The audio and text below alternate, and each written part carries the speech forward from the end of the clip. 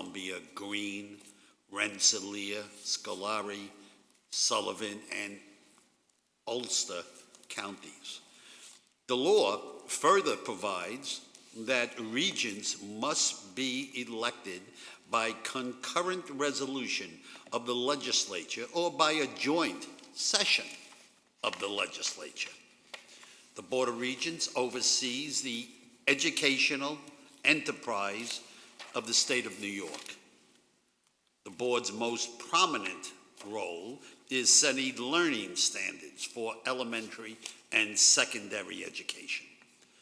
The Board of Regents also regulates 56 licensed professions and registers academic programs at all colleges and universities, including SUNY and CUNY. Also within the purview of the Board of Regents are public libraries, museums, historical societies, the Statue of Liberty, the State Archives, public broadcasting, vocational rehabilitation, and the regulation of proprietary vocational schools. The Board of Regents derives its authority from the New York State Constitution and election law, specifically Section 207 of the Education Law grants the board the power to exercise legislative functions concerning educational policies and to establish rules for implementing those policies. We ask that each candidate, and Mr. Grasso, and that's you in this case, we ask you just to make some brief opening statements telling us about yourself and what you want to accomplish as a regent, and then we'll open the floor to questions. Obviously, we'll also be constrained by certain time limits as we progress during the day. The Board of Regents is, at least to my mind, okay, a sacred board. This board has been operating since the beginning of this country, and we oversee that, the Board of Regents, and we consider that a sacred honor that the legislature does. We're giving these people power over who will be the leaders of our state and our country, in the years ahead. And people who served on the Board of Regents over the years include Alexander Hamilton, John Jay, famous names in American history, and people who we admire to this day. At any rate, that's why you're here. It is an important day for all of us, but I don't want that to influence you in any way. We're just having a conversation here, okay? I am sitting here with Senator Shelley Mayer, who is chairman of the Senate Education Committee. To my left, I'm sitting with Patricia Fahey, who heads the Higher Education Committee in the State Senate, the ranking Republican on the Education Committee, Assemblyman Smith, and also one of the Albany representatives, John McDonald. So, with that in mind, Mr. Grasso, unless anybody would like to say something before we begin, Senator Mayer. Just briefly, so for the audience that's listening to understand that regents are appointed to 5-year terms and may be reappointed without limit, but they're unsalaried and reimbursed for travel and related expenses only. So this is something people do because they want to give back, and we appreciate everyone who stepped forward to be considered. In order to serve as a regent, you must be a resident of New York State and a resident of the appropriate judicial district. Now we're interviewing for District 3, Judicial District 3. In addition, the education law includes a conflict of interest policy which prohibits regents from serving as principal, superintendent, president, or other officer of an institution which is overseen by the Board of Regents. So that should be clear. Secondly, I want to acknowledge, although she's not here yet, my colleague and Chair of the Senate Higher Education Committee, which is obviously also very impacted by the decisions of the Board of Regents, Senator Toby Stavisky. So welcome, and we look forward to your opening comments. Thank you, Senator. Ms. Fahey, do you have something you would like to say? Thank you. Yes, just very briefly, as the Higher Education Chair, we are so pleased with the turnout of applicants, and I agree with both yourself, Chair Benedetto, as well as Chair Shelley Mayer, on the extraordinary importance of this. It looks like we have 3 vacancies and 3 who are applying for a reappointment. This is very critical, and as you have said, it's almost, I think, a 300-year history of the Regents, so very pleased that we have this type of turnout and look forward to working with each of you on what truly are very serious decisions in terms of setting education policy, as well as a whole host of other related policies with the professions and more, as Mr. Benedetto pointed out. So thank you. Thank you, Chair. Mr. Smith.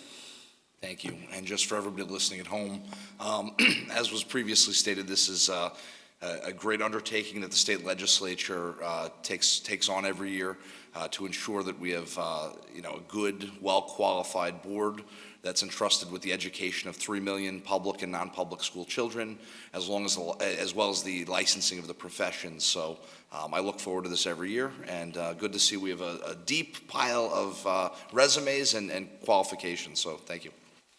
Thank you, sir. And with that, Mr. Grasso, please tell us about yourself.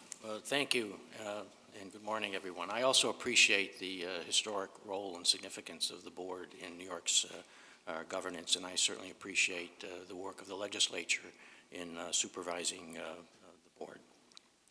I'm grateful for the opportunity to be considered for appointment to the Board of Regents. I have no particular agenda which I hope to pursue if appointed. Rather, I have a set of skills and experience which I believe qualify me to fulfill the duties of Regent and to contribute constructively to the work of the board. I've spent the majority of my career working in and with government to formulate public policy. For the past 30 years as CEO of a statewide medical society representing approximately 6,000 family physicians and medical students, I've been focused on medicine, including the education and training of physicians. New York is a national leader in the education of medical students and the training of medical residents. As a member of the statewide advisory board of New York's Area Health Education Center, I've worked with educators, clinicians, and business leaders to address various healthcare workforce issues which confront the state, including critical shortages of nurses, physicians, and other healthcare professionals. This experience in particular has led me to conclude that the education and training of physicians requires significant change and innovation if we are to have an impact on the healthcare workforce gap, and also to prepare the next generation of clinicians for a healthcare environment that is changing rapidly and dramatically. I have also served on several boards, including the Brittenkill Central School District Board of Education, and have worked with boards throughout my career. I understand that there is a learning curve in adjusting to any new position. I believe my experience in government, policy, medical education, and as a member of my local Board of Education will help expedite my acclimation to the environment within which the New York Board of Regents operates. Again, I appreciate the opportunity to be considered for appointment, and I'm happy to answer any questions you have. Mr. Grasso, I applaud you for your brevity. Okay, quite often that is not the case. We appreciate, so.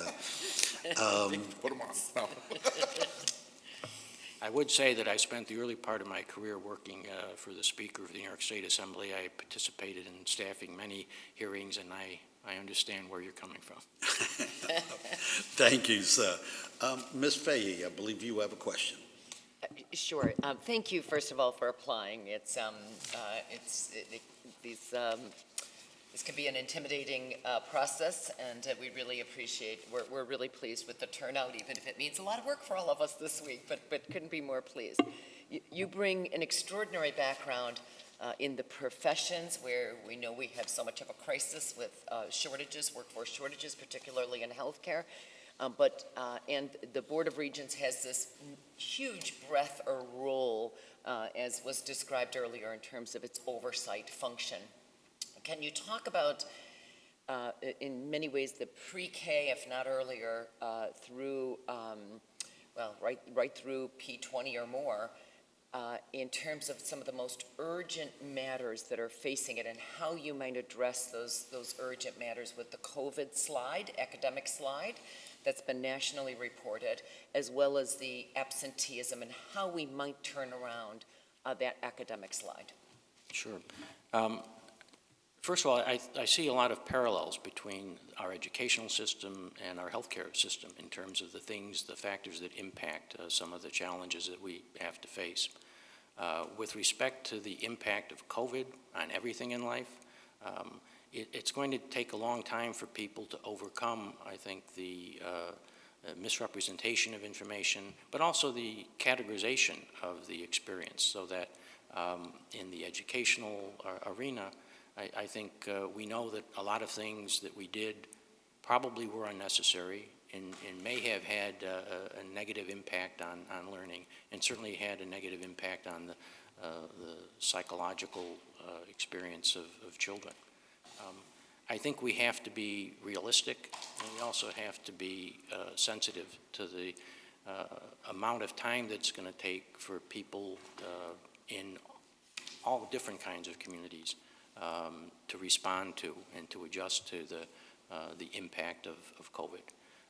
In healthcare, we're seeing changes that I think, and they're not necessarily uniform, but changes that practices are making in community health centers and hospitals based on that experience. And what I see as a positive development is greater sensitivity to what patients feel comfortable doing. And I think we need to pursue something similar in terms of a formula in education.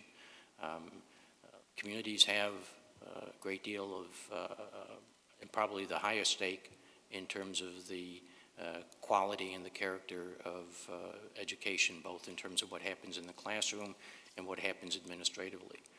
And I think we need to be sensitive to the differences that are going to occur throughout the state, regionally, in terms of what communities find acceptable and realistic and affordable. It's going to take, as always, a significant investment to support change, particularly on any large scale. And I think there will be a need for significant investment in innovative programs at the local level.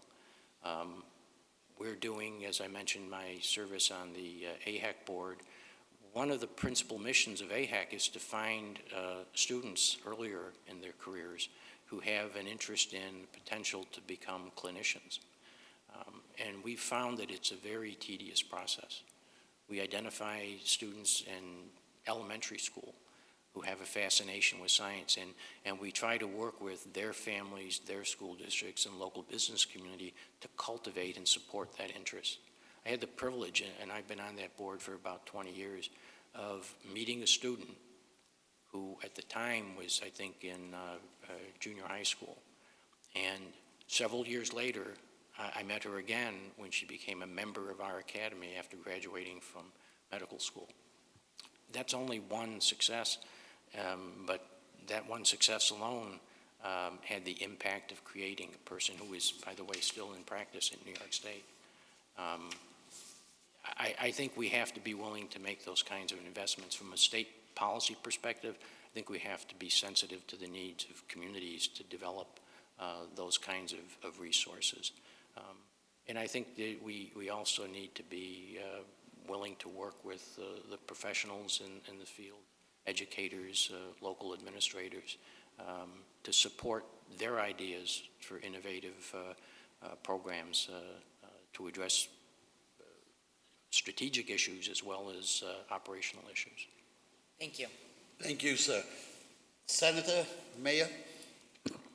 Thank you, Mr. Grasso. Thank you for, all your advocacy and work. For me, as someone who's the chair of education, which is focused on really age 3 and 4 to 12th grade, globally speaking, how familiar are you with the work of the regents in the K through 12 space whether it is about DEI, whether it is about the Regents exams, which they're considering, whether it is about teaching and dealing with children with multiple mental health issues, how to deal with the migrant community. They gave guidance after October 7th. Have you followed along with what the Regents has been considering in the last year? Have you had opportunity to either attend or watch their meetings? Or how familiar are you with the issues in the K through 12 space? I haven't followed the activities of the board. I'm not as familiar as I should be, and I'm certainly not as familiar as I will be if I'm appointed. Again, I see parallels in healthcare in terms of how to deal with problems generally, problems that impact upon performance, whether it's in a healthcare setting or whether it's in an educational setting. So I certainly am sensitive to the need to, as I said in my opening remarks, that there's a learning curve to any new position. I've pretty much demonstrated throughout my career the ability to get up to speed quickly. My background is in foreign policy, and I've been in the healthcare space for over 30 years. I've learned a great deal about healthcare because of research on my own, but also because of the ability to absorb things and ideas that I share with clinicians, with policymakers, and with administrators in that space. Thank you very much. Ranking Member Smith. Oh, do you want to go first? All right, thank you. So, first of all, I love your tie. It's reflective of this timeless position that you're looking to screen for. Two questions. So you serve on a school board currently. How many years have you served? No, I was on the Brittenkill School Board for 3 years. Oh, okay, so you served for 3 years. So in many ways, the Board of Regents is kind of like, not to oversimplify it, but a school board for the entire state. On the 3 years that you were served on the board, what are some of the things that you brought to the table, or some things that you're most proud of implementing? And could I ask what time period that was, because that may have impacted what challenges you were dealing with? 2006 to 2008. Okay. When I joined the board, there was a significant division among the board. There were a lot of local issues that were pretty contentious. And somehow I became the conciliator. I mean, I was able to broker compromises with these two particular groups on the board. I think our biggest challenge at the time was we had a relationship with the parent community, the Parent Teachers Association, that there was some transition in their leadership. And so there was this, and I was part of that because I was new to the board. I had 2 daughters in the school system. And there was, because of that change, there was a lot of, I wouldn't say anarchy, but there was a lot of resistance to actually getting some work done at the time, because people were kind of feeling out what our priorities should be. That dissipated quickly. And I don't think that I necessarily was responsible for that, but I certainly contributed to that because I was willing to work with people regardless of what their partisan or personal philosophies might be. And I would say that was the biggest thing we had to overcome, was the politicization of the Okay, board. so 2008, there was a funding challenge with our schools. Were you in the middle of that as well? Because as you know, the governor's proposed a budget that could present funding challenges for the state. And my other question, I thought I had 5 minutes, so I don't know if we could fix that for the next one, was about community schools wraparound services as a healthcare provider, or your involvement with the Family Physician Association I'm seeing. Well, that's challenging because my members are essentially primary care physicians. They have the broadest scope of training of any medical specialty, and they're increasingly being expected to do more, just as our schools are being asked to do more, to take on challenges that are a result of social circumstances that confront every family. A major issue is how to pay for this. In medicine, we have a model that is team-based care, and I think there is logic to support the use of primary care as a vehicle for addressing these social determinants of health. But you somehow have to figure out how to support those institutions and those organizations that are going to do that. So typically in a family medicine practice, in a primary care practice, you add those elements to your team, social workers, caseworkers who can help coordinate the need for housing, the need for If you could fix it for next time. food services, the need for transportation. But we haven't quite figured out a model, that everyone can agree on to pay for it. But I think the potential among the professions is there to integrate those services. Education is part of that. I mean, many of my members provide school-based care, and they do it through collaborations with local providers and with the local school district, and significant involvement of parents. Thank you, Mr. Grasso. Assemblyman McDonald. Vito, thank you. As I say to everybody that's going to be interviewing, say thank you for putting your name forward, and we've known each other for a long period of time because of your extensive work with the professions.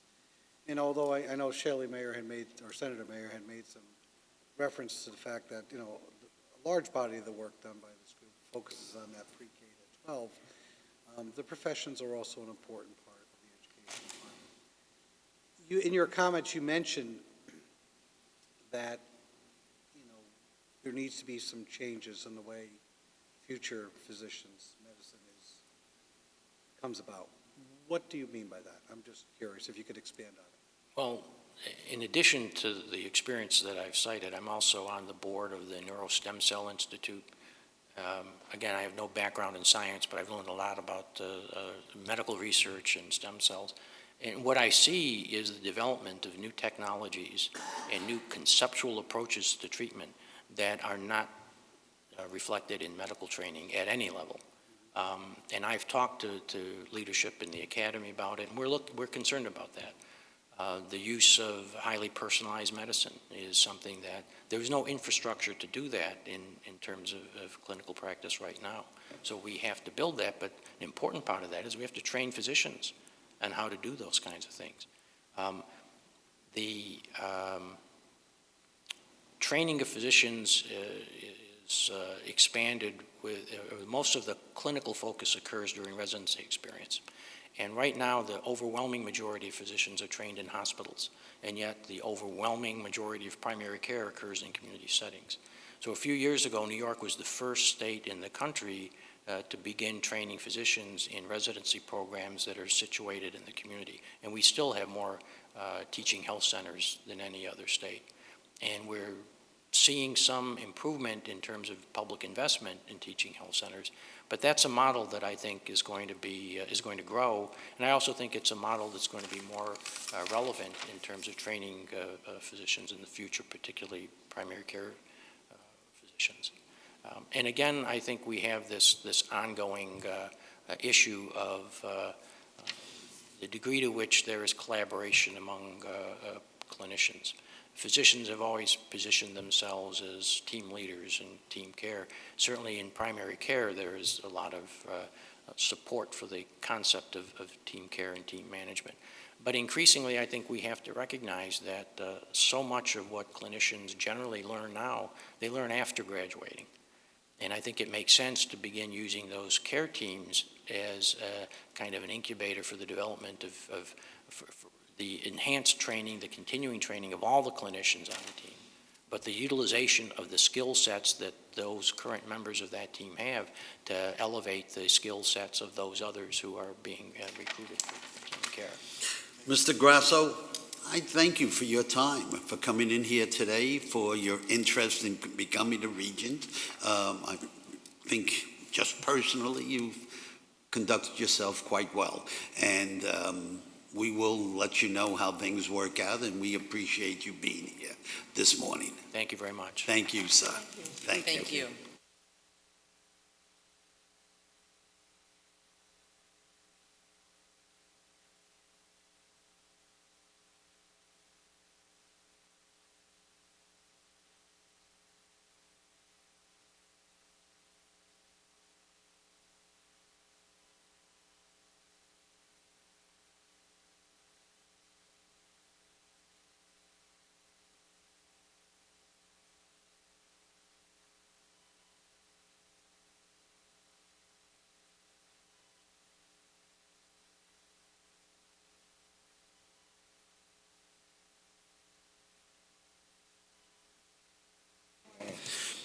Yes. Good morning, Mr. Bettino. I pronounced that right? Yes. Welcome, sir. Thank you This for is inviting me. a member of, members of the state legislature who you see in front of you here today. And basically, we just are having a little conversation, trying to get to know you, trying to do the best we can in the short time we have at our disposal to get to know you and see if we think and evaluate your qualifications for the regents. Okay, I'm with Senator Chairman of the Senate Education Committee, Senator Shelley Mayer. I'm to my left, Chairman of the Higher Education Committee in the New York State Senate, Ms. Patricia Fahey, the ranker on the the Assembly Education Committee, Mr. Doug Smith, and local representative in the Assembly, Mr. John McDonald. Okay, so we give you a short amount of time here, 3 minutes. Try to stay within it. Just tell us about yourself. Okay, thank you. Well, I was born and raised in Geneva, New York, lake trout capital of the world. I live in Guilderland with my wife, Dr. Ann Nafziger, who's an addiction medicine doctor, and I have 2 adult children, Chris and Jamie, and 3 beautiful grandchildren. I attended the University of Buffalo, where I received my Bachelor of Science of Pharmacy degree and my Doctor of Pharmacy degree long ago. I am a registered and licensed pharmacist in New York, and I'm also board certified by the American Board of Clinical Pharmacology, and so I also practice as a clinical pharmacologist. My practice over the years, I started out at Cleveland, at Case Western, at Rainbow Babies and Children's Hospital, where I took care of children, and then spent over 2 decades at Bassett Healthcare in Cooperstown, New York, teaching, taking care of patients, and doing research. My research interests at that time were vaccines. We helped to develop the HPV vaccine and the hepatitis A vaccine. Pharmacogenetics, which is the science of how genetics affects response to drugs. Currently, I'm an adjunct associate professor at University of Buffalo School of Pharmacy, and I also have appointments at Hanoi University of Medicine and Pharmacy and Haiphong University of Medicine and Pharmacy. And I just completed a 10-year contract as the editor of the Journal of Clinical Pharmacology. In terms of my volunteer work, I was lucky enough to spend time in Ghana, West Africa, seeing patients, teaching, and we were able to bring physicians and pharmacists over to Bassett to teach them on site. I've spent a lot of time over the last few years in Singapore, Philippines, and Vietnam, teaching, seeing patients, and I'm currently a member of the Medical Reserve Corps in Rensselaer County, Albany County, and Schenectady County. And as you probably know, we're very involved with vaccinations during and after COVID. In terms of what I'd like to accomplish, things that I think are important, in adult education, it's great that adults can get GEDs, but I think it would be important to expand career choices for people getting GEDs into the trades, plumbing, carpentry, electrician, things like that. Also, BOCES, I think it would be good to expand opportunities in BOCES for the trades. Probably the thing I'm most passionate about is our healthcare profession. We need nurses, we need pharmacists, we need physicians. And I know that the board oversees entrance requirements. Could there be alternative pathways to bring people from all over the world to New York to help take care of New Yorkers? So with that, I see my time is up, red light. And Thank you very much, Mr. Bettino. Senator, did you have something? Sure, thank you. Is it Dr. Pertino? That's fine, thanks. Okay. Anyway, thank you, and thank you for your really extensive 34 pages of your work, which is really incredibly impressive. So on the issue of what you're calling, what I call career and technical education, giving young people the chance to either enter the trades or to get a certificate or to go into the health professions, as you've mentioned, have you come up with proposals in your work to find ways to encourage young people to consider nursing, pharmacology, pharmacy, given the shortages we face and the fact that the regents have this oversight authority over the professions? I think the best way is for young people to see what different professions do and understand the importance, understand that it can be a great career choice for them in terms of, a good professional career, a good economic career, good for the family, things like that. I think taking students to different locations, having them visit, having them talk to people, not just in the classroom, but on site, could be very helpful to get a spark for the students. Yeah, I'm sure you're right. A question for you generally about the K through 12 part of the Board of Regents' responsibility, which are not the only thing we all acknowledge, but are certainly a significant part of their work. Have you spent any time following some of the recent developments that the Board of Regents have adopted? Are you familiar with the proposal by the governor to cut school funding, which is contrary to what the regents asked for? Are you familiar with any of these very pressing issues in the K through 12 space? So I'm familiar with some of the things that the governor has suggested. I do think that, in my opinion, without a really good education, New Yorkers aren't going to move forward, and the state is just going to get stronger and better when we give New Yorkers the opportunity from 5 years old on up to get a good education. But we need to do things to stimulate people so that they want from 5 years old on up. So I don't support cuts to education. But what I do support is using monies in a really a very wise fashion, an efficient fashion, to get to where we want to go.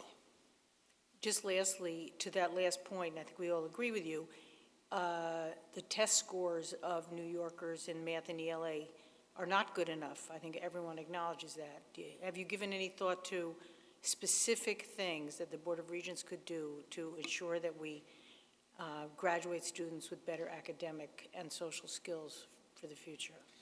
Well, when we say test, one of the things that I ask myself is, should we be testing people the same way everywhere, based on culture, based on economic background, based on various factors that come into play? Should all students be tested the same? Or should we have alternative pathways so that we can be assured that when people leave high school, for example, they can read, they can write, they can do simple mathematics, baseline. It's like board certification. When you board certify somebody, you certify them at a baseline level.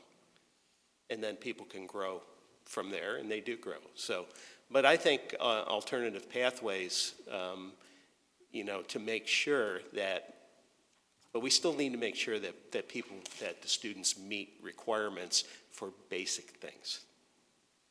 Thank you very much. Assemblywoman Fahey. Thank you, Dr. Bertino.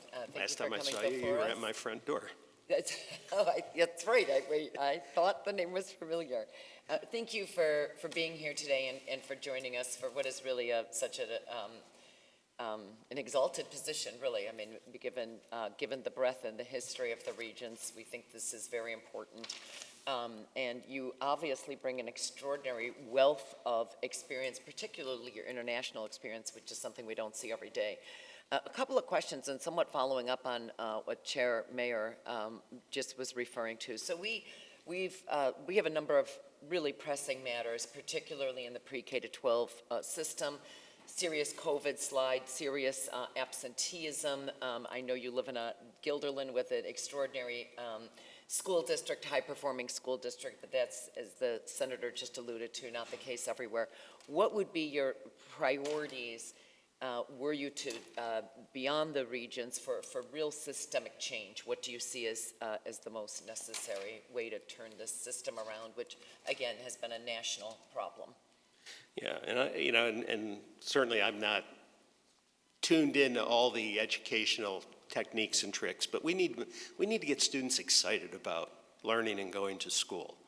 And I'm sure there are people out there that can guide us along and give us ideas so that students want to come to school.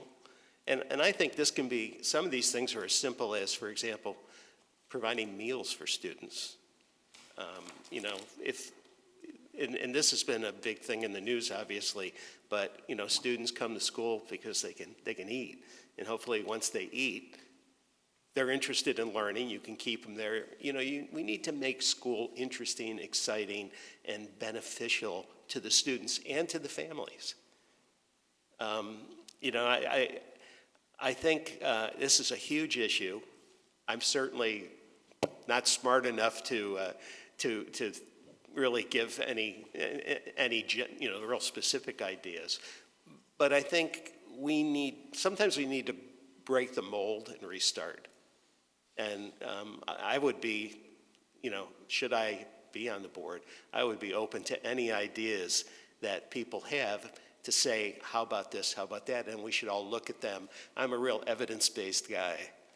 So, let's look at them and let's see if these things apply. And do they apply across the board? So the things that are pertinent in the Schenectady school system, for example, should they be applied to the Voorhees, to Gilderland school system, or to Clifton Park school system, or to Bronx school system? I think we need to look at things in a more individual way. Thank you. Thank you so much. Thank you for being here again. Thank you for inviting me. Assemblyman Smith. Thank you. And as I'm thumbing through your extensive bibliography and presentations, I see a notable absence that you don't note your CV in one of your books, 50 pages. I'm just curious. So I'm looking at all these presentations. Could you explain, so you must have done a lot of traveling over the years and speaking at engagements. How would you relate that to the role of the Board of Regents within the state of New York? What would you picture your role would be? Obviously, you don't mind traveling. No, and I understand that as a member of the Board of Regents that you do a number of local events. As you can see, I'm not shy. I'm pretty extroverted, and I'm pretty compulsive. And I see my role as being a good representative for the New York State Board of Regents and for education in general. And call it a cheerleader, call it a whatever, but somebody who is out there and saying, we can do this. You have the support of the state. You have support of the Board of Regents, the Board of Education, things like that. So that's how I see my role. Okay, so I'll just delve into that. What do you view that support looking like in terms of on the board? And then also I see you were a professor at University of Buffalo, is that correct? Adjunct professor. Oh, adjunct, yeah. right, Yeah. of course. What is your educational philosophy on that? You touched on some of the career and technical education programs, but how as a Board of Regent member would you view supporting our schools? Yeah. So probably my trainees would say my educational goal is to get them to learn as much as they can and to set a good example. And I think that that's really important, that you have to set the example for people that you're dealing with, groups that you're dealing with, and when they see that, hopefully they'll say, hey, we can do that too, we want to do that too. So, I think that, again, I fully support what the Board of Regents wants to do, but also be willing to bring up topics, question things, bring up alternative points of view, things like that, to have a really good discussion. Again, I said I'm an evidence-based person, so, to apply that and say that might not hold true for all situations in this state. Okay, and the last thing, because I'm looking at the bibliography, so it looks like you worked on a number of textbooks. What was your extent of work on these textbooks? Was it, were you, revising editions, or were you, I'm Well- just wondering how you have this much time, you don't look like you're 100, and I see that a lot of time was spent on these things, so Well, so I'm the editor on one textbook, which is the pharmacogenetics textbook, and that one almost killed me. But getting authors for chapters is like herding cats. I bet. But I called in probably all the favors that I had out there for people to write chapters. The other textbooks, I basically wrote chapters. At a point after you've done 4 or 5 editions of a textbook, you say, I think I've done enough, you need some new ideas. And so I transitioned that over, generally to trainees that had been with me over the years that were now out. supervisory, okay, that makes sense. I appreciate your time and Thanks. interest, thanks. Assemblyman McDonald. So thank you, as I say, to all the candidates for applying, and you've had quite an accomplished career, Thank you. literally spanning the globe, for lack of a better term. And it also reminds me that pharmacists aren't just people who put pills in a bottle. They go on to have other distinguished careers, for sure. Absolutely. Because this is an Albany spot, and Pat and I are local, we're going to ask you a local question, just because those guys are much more accomplished at the more educational issues. But there's been some, I think, unfair stories about the State Museum here in Capital Region. And I'm curious if you had any thoughts about it, just any observations or constructive comments. I missed it. My question was, being a local person, I didn't know if you had any thoughts or comments about the State Museum. Oh, the State Museum. Yeah, there's been a lot of, I think, unfair articles about it. Member Fay and I and others have been working at trying to correct it, but I didn't know if you had any thoughts of the future of the State Museum. The New York State Museum? Yeah. Well, I think history is a huge thing. I mean, it's really important. I have to confess I haven't been to the State Museum for a long time. You're not alone. Don't worry about that.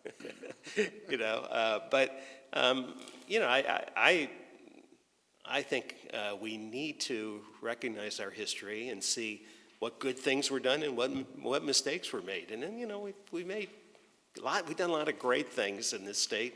We made a lot of big mistakes, too. Thank you. Thank you. Well, I thought you were going to ask me a pharmacy question. I would like to see that. Dr. Patino, thank you very much for, coming in today and submitting to the questions. Very impressive resume, and we will look at your resume a bit more and have a lot of discussion and eventually make a distinguished, a determination. But certainly you have not disappointed here this morning.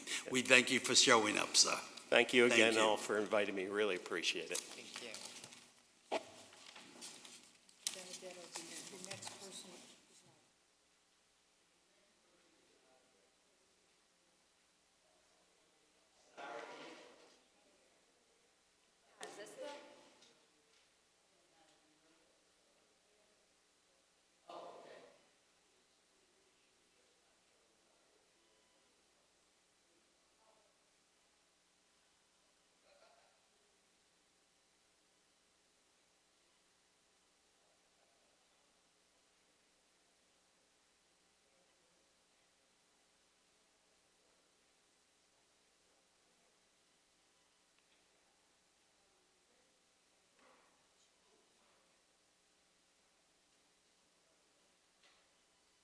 Good morning.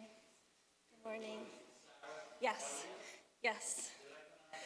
I think in Italy they say Elia, but my family and I all pronounce it differently, every one of us, so I say Elia.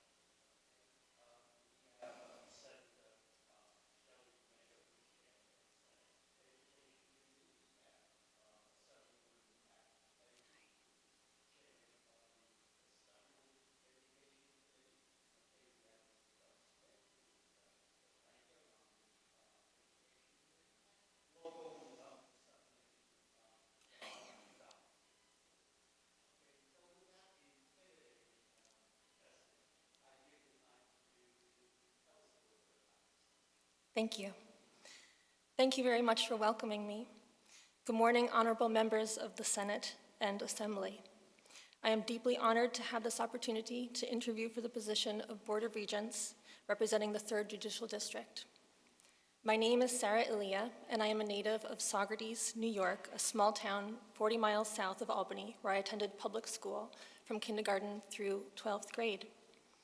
My father, a Sicilian immigrant, former soccer player for the U.S. Army, and public school teacher, and my mother, a teacher and fierce advocate for local history and the arts, have had a profound influence on my life.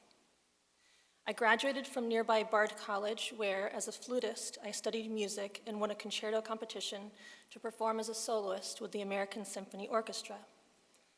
My music training led me to believe deeply in the lasting power of arts education. Throughout my childhood and young adult years, I made numerous trips with my flute in tow to Europe and Asia, mostly to visit relatives and close family friends, as well as to Mexico and Canada. This is where I was exposed to a diverse range of languages, ways of life, and worldviews. My experience as a language learner abroad ultimately influenced my decision to become a teacher of English to speakers of other languages. I taught at SUNY New Paltz at the Center for International Programs for 12 years. During this time, I became a mother of 2. Up until 2019, I would bring my children, who are half Chinese, on annual trips to Beijing to spend several months with their paternal grandparents. Through necessity, I learned enough Mandarin Chinese to communicate. This led to my involvement in professional opportunities with universities in China that are partnered with SUNY New Paltz and Bard College, including the Central Conservatory of Music and Chongqing University of Education. My greatest fulfillment, aside from being a mother, lies in volunteering for the field of education. My most notable service was as president of New York State Teachers of English to Speakers of Other Languages. In this role, I traveled throughout the state to attend professional engagements and listen to English language educators who work in pre-K through adult education. In recent years, I transitioned to K-12 public school teaching and returned to my hometown of Saugerties to serve as an English as a new language teacher, a unique role that allows me to collaborate with teachers of all subjects and grade levels. I have taught French, Spanish, and Chinese as enrichment for elementary school students in an effort to bring world languages to this age group, something that is unfortunately rare in rural areas, but in my opinion, a necessary step toward understanding the world around us. Through daily observations and conversations in my school district, I have reflected on what works and what could be done to strengthen our education system, not only in Saugerties and New York, but in the entire country. In an effort to support educators with ideas on how to address challenges that we are facing and provide optimism in a time of heightened anxiety coming out of COVID, I began to actively write articles for national publications, including the New York Times, Education Week, and Edutopia, a George Lucas Educational Foundation. A topic that has received the most attention is how to address the growing needs of English language learners and how to promote multilingualism and multicultural education in K-12 when funding is limited.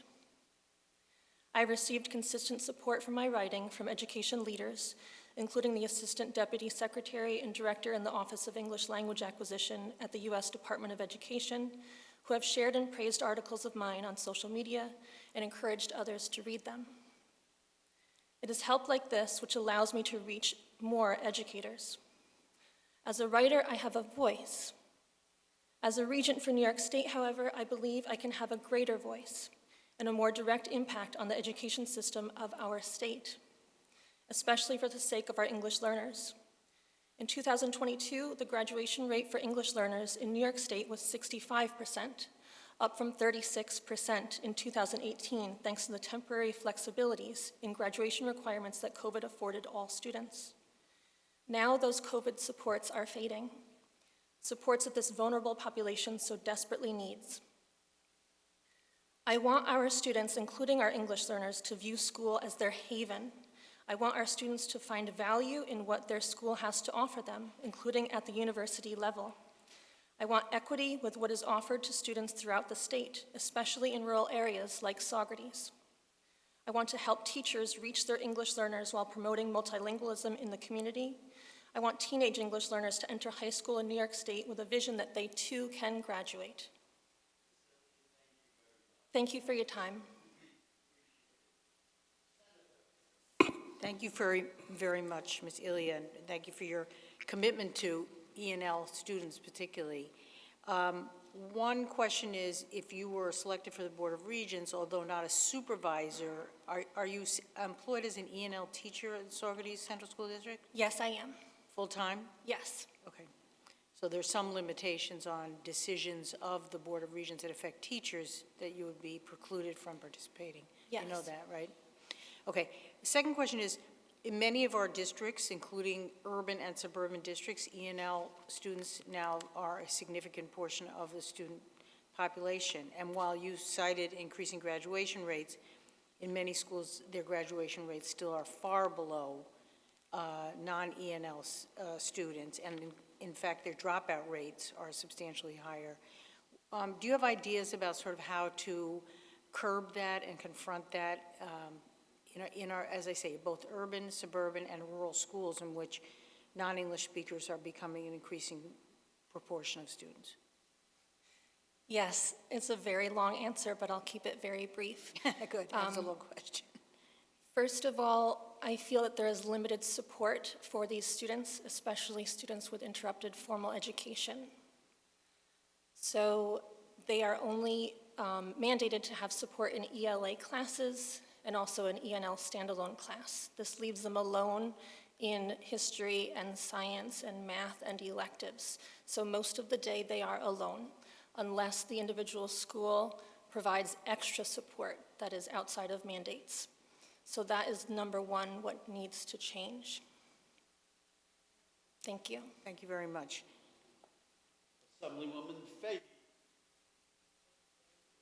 Thank you so much. Thank you for applying, and you sound like an amazing teacher, and especially, as you said, bringing your international experience and the role of your children. So, so impressive. So the regents, as you know, have a very broad breadth and broad role in terms of a whole host of issues that they cover.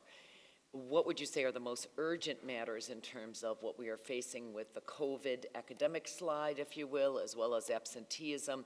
And what do you see as the most pressing matters to really push for systemic change? And what would be some of your top priorities to push for if appointed? I think the top priority is maintaining relevancy in school. With technology, children are changing so much faster than we can really keep up with their interests, with their technical knowledge, with what they see as what is of value in education. So I think the most important thing is to look at what their assets are and make sure that whatever is being taught in school is relevant to their future. Thank you.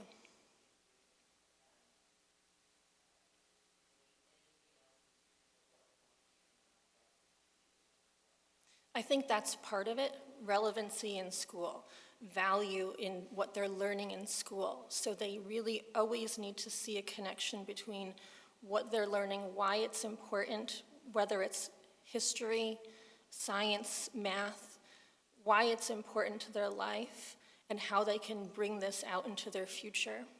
I think understanding the relevancy of what they're doing day by day is necessary. Thank you. Thank you. Thank you, and thank you for your application.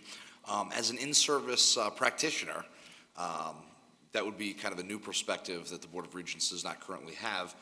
What's something that you would, take, what would you say if you were selected for the Board of Regents, your first meeting, you're talking about problems facing teachers in the classroom, what's the top, would you say? And you addressed some of them, so maybe something you haven't addressed. Okay, I think because I'm so involved with English language learners, and everybody is so involved with English language learners, and the population is booming, that's what I hear all day, that issue. So I think that really is the number one topic that I would like to support as much as possible. And then in a broader sense, just supporting a multicultural understanding would be most important. I like it. I represent Long Island. This is definitely needed and something that the state needs to focus on. Pipeline issues. Do you believe that we have any pipeline issues in terms of recruiting and retaining teachers who are highly qualified like yourself to deliver these services? Well, I know that there's a teacher shortage for English language learner teachers. And I know that at SUNY New Paltz, the program is quite small. I think part of it is that the requirement for this field is that you have to have background in world languages. I'm not sure how much that's valued. It goes back to kindergarten. How many schools do we have where world languages are taught? And that's something that really cultivates an English language learning teacher. Many of the people who go in that field are English language learners themselves, immigrant families like myself. So we need to think about what we can do from the start of education that might encourage one to go into that field. I love your answer. So would you know, in some of the wealthier districts across the state, they are teaching, for example, Spanish at the elementary level. Mm-hmm. Personally, I think that's a great idea because first, it's a good skill to have, but also a different part of the brain is activated when we teach children language. Is that something am I interpreting your answer correctly, that that's something you'd like to expand? Absolutely, yes, especially in rural areas. Okay, great, thank you. Thank you.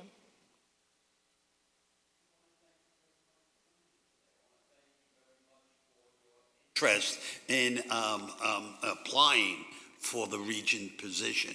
It's extremely important one. We take that very serious, and it's obviously you do too. You have impressed, and I wish you well.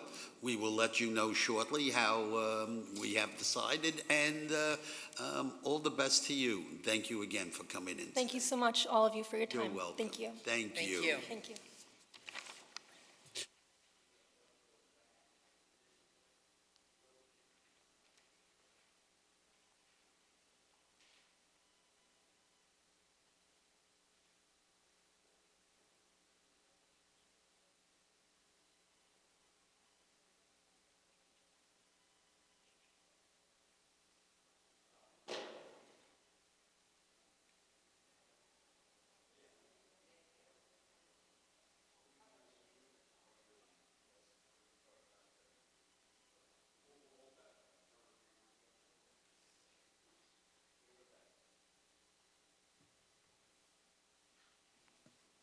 Ms. Wilkins, good morning to you, and thank you for coming in today. I'm so sorry to be late. I didn't know it was lobby day. Oh, my goodness. Okay. I'm Assemblyman Mike Benedetto. I'm head of the Assembly Education Committee. With me here is Assemblywoman Patricia Fahey, who's head of the Assembly Higher Education Committee, and to my right, Assemblyman Doug Smith, who is the ranker on the Assembly Education Committee. We ask you just relax, and basically what we're asking you to do is give us a brief overview of who Dr. Kimberly Young Wilkins is and why you're interested in being a regent, and we just want to have a little conversation, and when you finish, we'll ask a few little questions, okay? Just little questions, okay. Okay. Go ahead, Doctor. Thank you. I want to thank the Assembly and the Senate members for the opportunity to interview for the position of New York State Board of Regents, third judicial position, representing Albany, Columbia, Greene, Rensselaer, Schoharie, Sullivan, and Ulster counties. As the Board of Regents are responsible for the general supervision of all educational activities within the state, I'm confident that I have the qualification and unique skill necessary for the position. And I'm eager to put my knowledge and experience as an educator to work for the New York State Board of Regents. As a native upstate New Yorker, I have a very unique history. able to trace my family back to the 1790 New York State census from Stuyvesant, New York. I was born and raised in Albany. My parents moved to Delmar, where I graduated from Bethlehem Central Schools. I took a unique road to graduation for my undergrad. It took me 9 years. I had to find myself. And I achieved my bachelor's from Regents College, which made me the first on both sides of my family to get a degree, a college degree. I immediately continued my education and was accepted to grad school at SUNY Albany in the education department. And right after that, I received my master's of science within 3 years. I obtained my certification for social studies teacher. I was a history major, love history.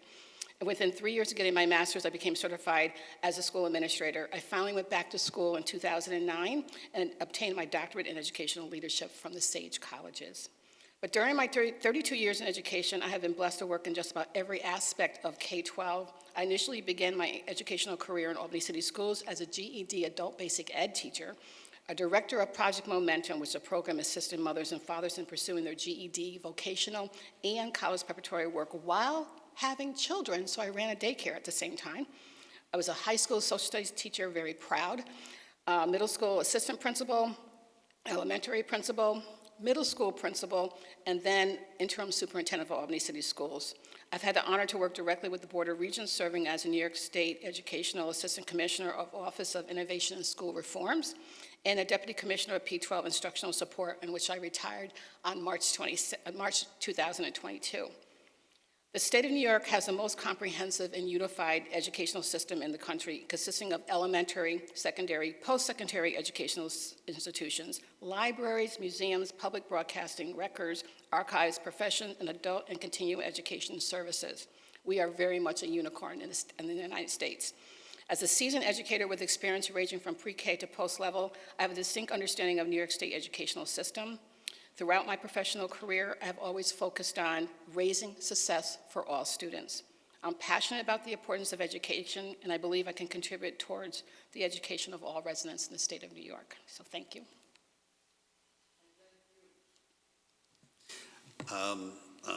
Your family goes back to 1790. Yes, sir. Almost as long as the Regents has been in existence. Actually, That's they go great. back to, believe it or not, I found out I'm a DAR. I should knock on the door. I found out that one of my great-grandfathers served in the Revolutionary War. So, yeah. So, Interesting. yep. Assemblywoman Fahey. Thank you, Dr. Wilkins, and a pleasure to be here. I should have a full disclosure. When my children, when my son was in middle school, you were the principal, and always appreciated your tenure, and you know, we've known each other many years, even during my Albany School Board days. So thank you for being here. Thank you for applying.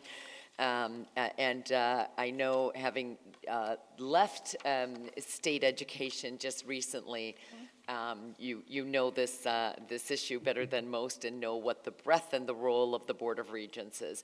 And if you don't mind, I'm going to start with a tough question, I think. Having just left state education, and knowing that we have tremendous challenges ahead of us between the academic, what many call the academic, COVID academic slide, as well as the absenteeism rates that are haunting us across the country, how comfortable are you walking in, and what type of change would you like to see, despite what I have to assume were great relationships at state education, and how would you juxtapose the issues of now being on the other side, if you will, in an oversight policy? So what are the issues you want to tackle first to really show some systemic change, but how comfortable are you now being on the other side of the coin, if you will? Oh, good question.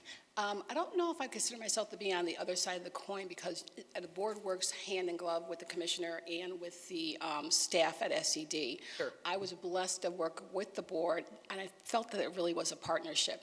What's happening right now, though, I'll go back to the beginning of your question, the mental health and the absenteeism going throughout the school systems right now, coming out of, I hate to say even post-COVID, we're still in the midst of some parts of it, really has to be addressed. So you can't teach a child who's not sitting in the seat, and you can't teach a child who has some issues going on, social adaptation or mental health issues going on. So we do, as an agency, need to address what's currently happening in the schools when it comes to the behavior. There's also issues around the testing. Are the children really getting the testing showing what's going on with the instruction practices right now? But the absenteeism, the mental health are all tied together, and we have to address it. Because if they're not in the classroom, they're not sitting in the seats, they're not learning.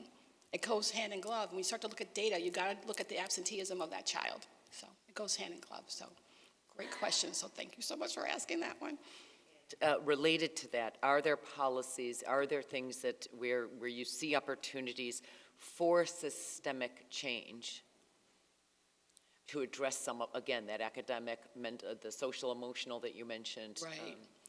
We have to do something around addressing issues as they're occurring in the classroom and in the building. I know we have, through some of the money coming in, the COVID money, we were looking at behavioral specialists, more psychologists, more social workers. You can't just throw positions into existence without a plan to implement them. We also have to reach out to families and community. Our rurals do not have the same resources that some of our suburban and some of our urban have. So you really have to look at what the needs are for those particular schools and those districts. And we have to address them. It's not always the money that goes after it. You have to worry about the people behind the money. You can have the best social worker and they're like on fire, and have two that are just sitting there. It's like, where are they? What are they doing? So we do have to have the resources put in there. We have to get the right people. And there's a shortage of behavior specialists and social workers right now. There's a shortage of teachers. So we have to put our money where our mouth is and get the right people in front of our kids. They have to be there. There's been a lot of talk, and there was a blue ribbon panel about alternatives pathways to graduation. How do we make sure that we don't go backwards on this, where there's really a two-track system for those who are going to make it and those who have often been on autopilot in the system from, some would say 20 years ago, 30 years ago, where some children were just pigeonholed or steered into an alternative but really less rigorous path of instruction. Any comments on that? Right. You're talking about tracking. And I came up in this system, yeah. With the proposal on alternative paths to graduation. I think, again, I have the copy of the Blue Ribbon. I actually began the whole process of that while I was at State Ed as a deputy commissioner. I like the suggestions and the recommendations that came out of the Blue Ribbon Commission. You do have to worry about the pathways. Let me go deeper into it. I was telling Assemblywoman Fahey that it's about literacy and numeracy skill sets. It becomes really, really important that children, as they're going through the system, they're not entering ninth grade at a sixth grade level, a seventh grade level, a fourth grade level. Because once you hit the ninth grade door of a high school, you are on the pathway of the end of the rope at 12th grade. And high schools aren't equipped to do AIS, which is Academic Intervention Services. They're not equipped to do teaching children how to read at that time frame. But our kids, unfortunately, are coming through the system at that door, hitting the ninth grade teachers who are, again, I was a ninth grade social studies teacher. I expected you to know how to read and read at grade level, but they didn't come in that way. So the whole system has to rock. When we get this going on with what happens with graduation requirements, the children didn't hatch in ninth grade.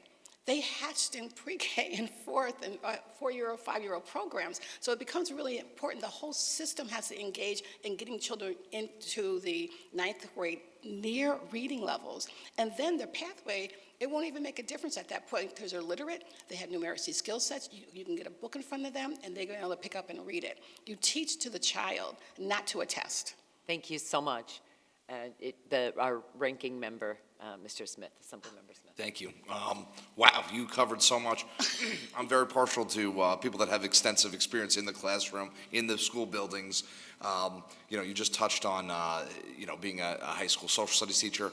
I served briefly as a high school math teacher, but you're absolutely right. The reading comprehension, that's when kids say, I don't like word problems, it's because of the reading comprehension. It's not that they don't like the topic. So I love that you touched on that. I'm seeing your role at State Ed that I can only imagine was more of and this is me speaking individually, the cleanup crew, because I felt like State Ed sent a wrecking ball at one point, long before you got there, through our entire educational system. But Betty Rosa, and you were part of that. So how would you I think we're on a much better track than we were with Race to the Top, Common Core, the APPR, the over-insisted on testing. How can we continue to put, obviously student-centered learning, the whole child, differentiated instruction, I don't want to list out buzzwords, but you know that these are actual We're practices. here, yes, yes. These are actual things that teachers want to get back to and be able to implement. Right. So do you have any thoughts on, how do we keep it going?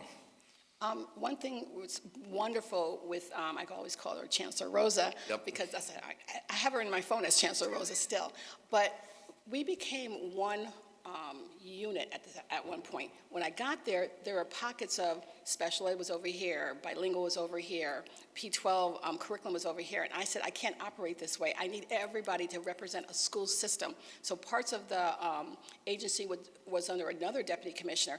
I just gently brought them over to me. So I had PPS with me, I had charter schools, we had the busing. We all came together because P12 should represent the building. So when someone called and I had an issue with bilingual, but they were sitting in a receivership meeting, it didn't make a difference. They got to the bilingual department, found out what's happening. So that cohesiveness of one umbrella, one-stop shopping, Commissioner Rosa really pushed for that too. And it makes a difference what we look like out of to our schools, but it made us work more comprehensively. And that happened during COVID. So it's almost like it was made for me to be there at that time, because before that, it was very much into silos. And it stopped being silos. We had no choice. We had to wrap around each other to get through, COVID at that point. So that was major. And I think that helps to keep continuity of what we're presenting and how we're dealing with things as they go through with the school district. So I hope I answered that. That was a great answer. And again, before my time a bit, but I know years ago, school districts actually did rely on state ed as a support, as providing not only guidance but resources that they could use. And I think that was kind of fractured at a period, and I think we're kind of getting hopefully back to that. Although staffing is an issue at state ed, and again, the governor proposed a budget that talks about deep cuts to education. Hopefully, we can reverse that. What are your feelings on community schools? I know Albany. We're about to actually take a tour on Thursday of a local community school, and I'm excited about this. Okay. I came out of a community school when I did adult basic ed. Project Mom was at Arbor Hill Community School. I love the wraparound with Arbor Hill because what happened, you can deal with the parents' issues, family issues. We had Whitney Young across the street, had a dentist inside of there. I was doing adult basic ed. They had programs with computer-based skills for parents, and then other community agencies were coming in at Arbor Hill. So I love the concept of community school. And under receivership, we encourage schools to do community schools. It just makes one-stop shopping for the parents, the community, as well as for the kids. And it's a great way to actually heal and wrap around the whole child. So I'm a component for community schools. Okay, that's great. I agree with you. I think it's actually a good way to spend money because you get the best bang for the buck. People are already interacting, and people feel comfortable dealing with their schools. So it's something that, again. It's a hub. It's like a hub for that community. It really makes a difference. And they know where to go. They don't have to go to a different building, and there's professionals there. So obviously, that's something that personally I would love to see more of. Again, it all comes down to dollars and cents, but that's where we work on. But it would be great to have, further partners that we can work with at the regions to look at that. So thank you for your answers. Oh, no problem. Assemblyman McDonald.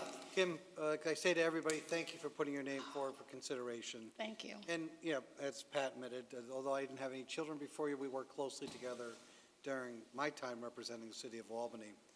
I'm going to approach probably maybe a sensitive topic in some circles, maybe not in others, but I know that after you left, you've also joined the board of KIPP charter schools. Now, Albany has a high preponderance of charter schools. I represented all of them pretty much, and the ones in Troy, and I work with everybody who's willing to put their child in the best environment.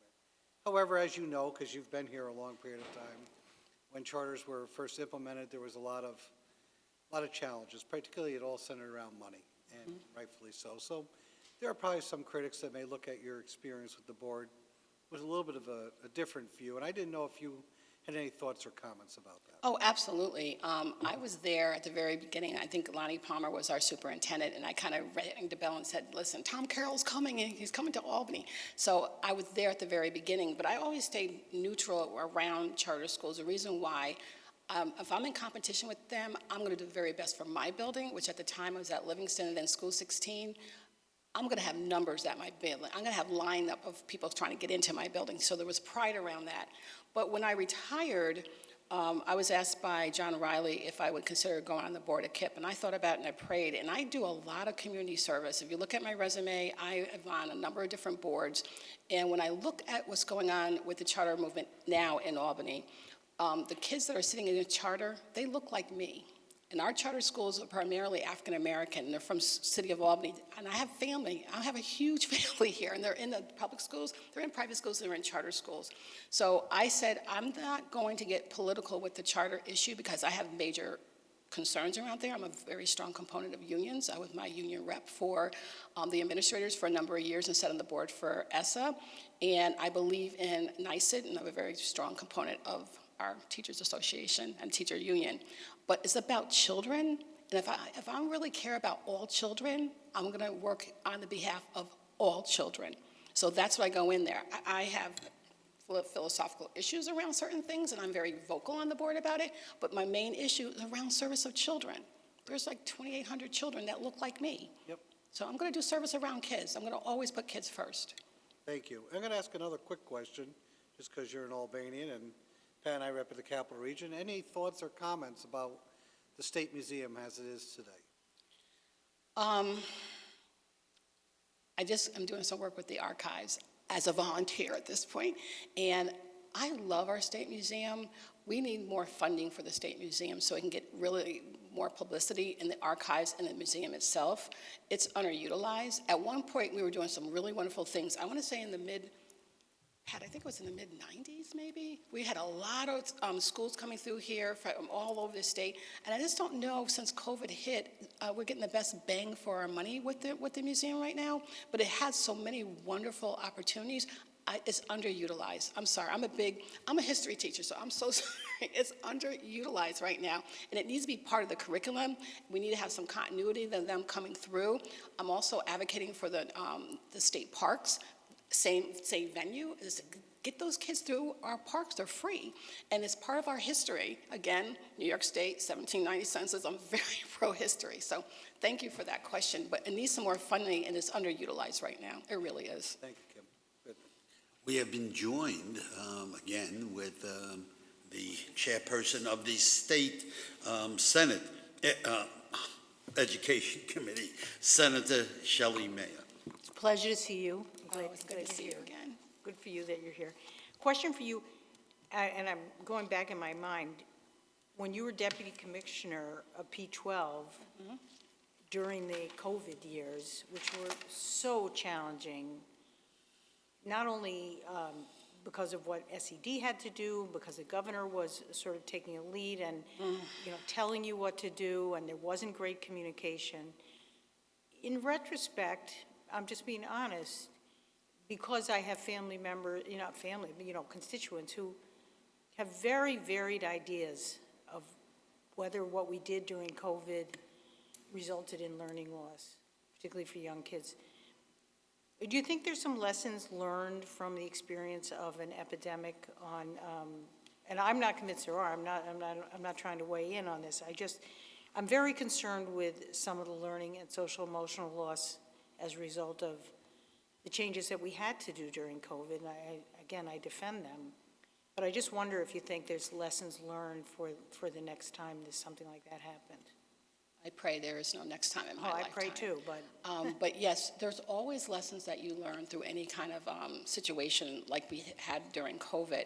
Immediately, I was blessed to be working with the current Commissioner Rosa, but I didn't start out with Commissioner Rosa. I had another Commissioner, Shannon Tahoe, was there too. And during 1 year, I had 4 commissioners, just so you can understand there's a lot of shifting sands.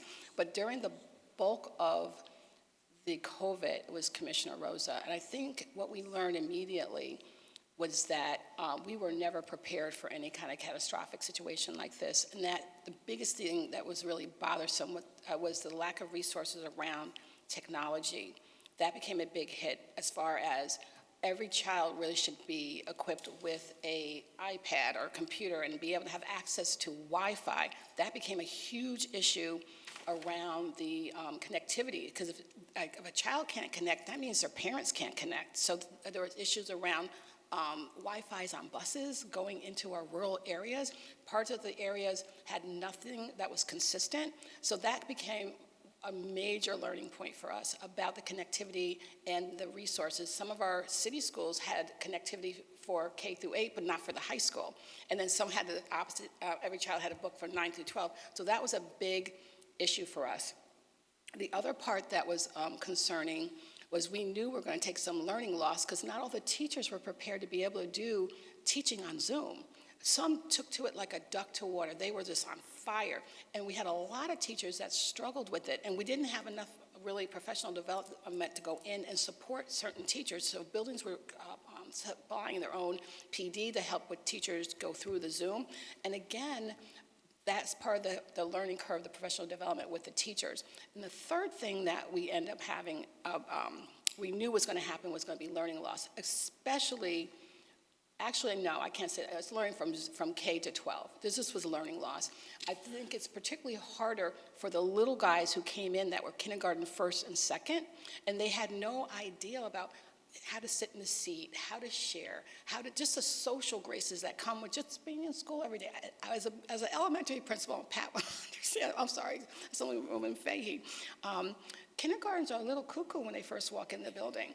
And then they start realize who you are by Halloween, but by Thanksgiving, I was the queen of the world as a principal. So they didn't get that during COVID. They missed some of that during COVID, a lot of it. And we knew, Commissioner and I knew, this was going to have a lasting effect for over a decade between the social learning, the social, emotional, and then the learning loss.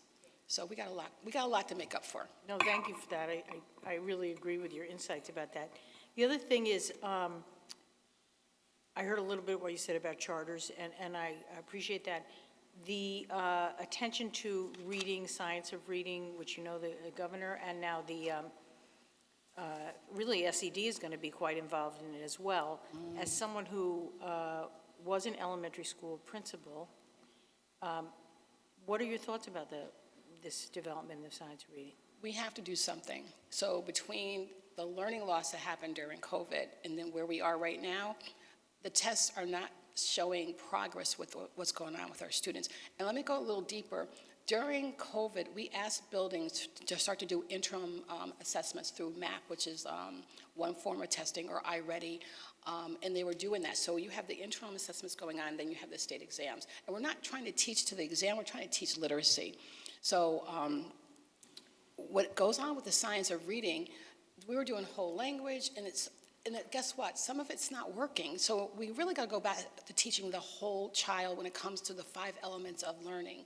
And I was a social studies teacher. I expect you to be reading when you come to my classroom. And what I'm finding is they're reading 2 and 3 grade levels below because there's holes in their learning. And I don't even want to get to math because math is tied to reading. When you look at the standards, if you miss one element of algebra in 3rd grade, that hole gets bigger as you go to 4th, 5th, and 6th grade. So with reading, you do have to do a whole comprehensive learning of it. So science of reading is really where we were probably 25 years ago. Thank you so much. Thank you. Nice to see you again. Ms. Wilkins, I thank you for coming in today. Okay, I want to know, just speaking for myself, I'm impressed. Okay, you did a good job, and, well, we will let you know how we deliberate and who will be chosen, but we appreciate your interest and wish you well. Thank you. I appreciate Thank your you. time. Thank you, everybody. Thank you. Thank you Great so to much. see you.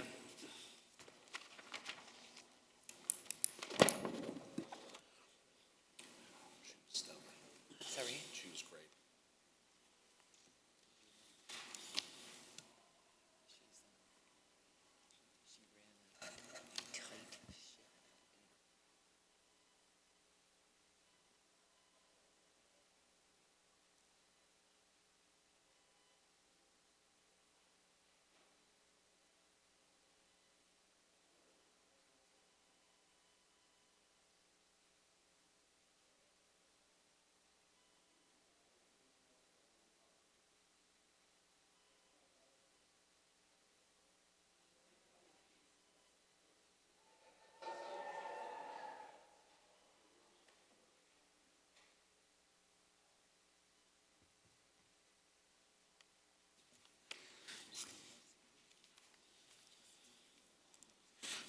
Ms. Aristano James. Hi, it's good to see you. We welcome you here. We thank you for coming. I want you to know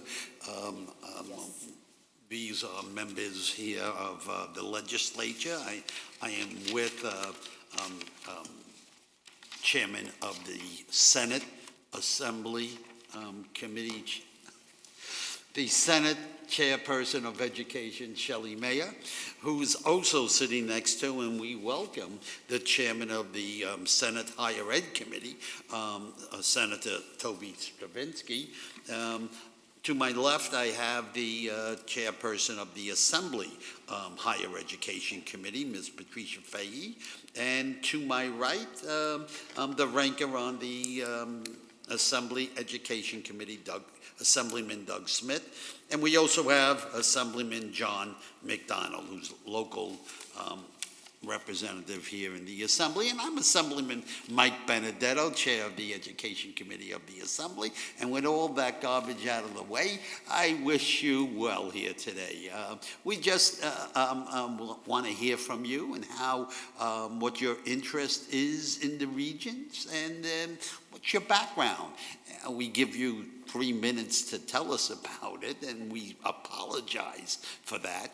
But after which, we'll ask you some more questions, okay? And thank you. The time is yours. Thank you so much, and I will speak quickly over those 3 minutes because I'm sure my speech is a little bit longer than that. Good morning, Senate and Assembly chairs, esteemed Senate and Assembly members. I am humbled by the opportunity granted to me today to speak with you about my educational philosophy, enthusiasm, passion, background, qualifications, and my proven dedicated commitment to education for all, should you select me to serve on the Board of Regents in the 3rd Judicial District, filling the seat of the Honorable Josephine Finn. I thank Regent Finn for her service and wish my friend much health and happiness in her retirement. Our world today is a global force of shift and new paradigms.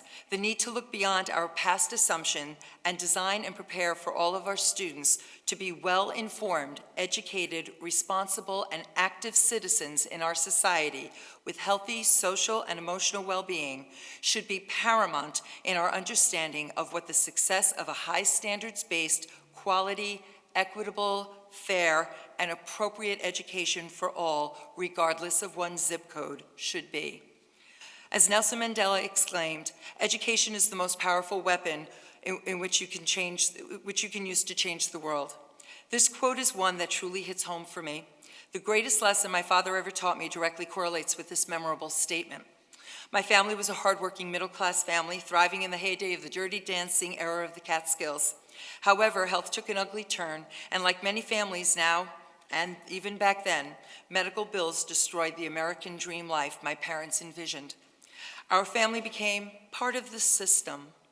One day I came home from school in tears because a friend said that her mother told her that she couldn't come over to play at my house anymore because we don't socialize with those types of people. I was devastated. My father's response to me that day shaped and molded my future beliefs. He said, "That's okay. Friends come and go throughout your life. It's not how much money you have that makes you wealthy. It's what you do and what it is with your education that makes you rich.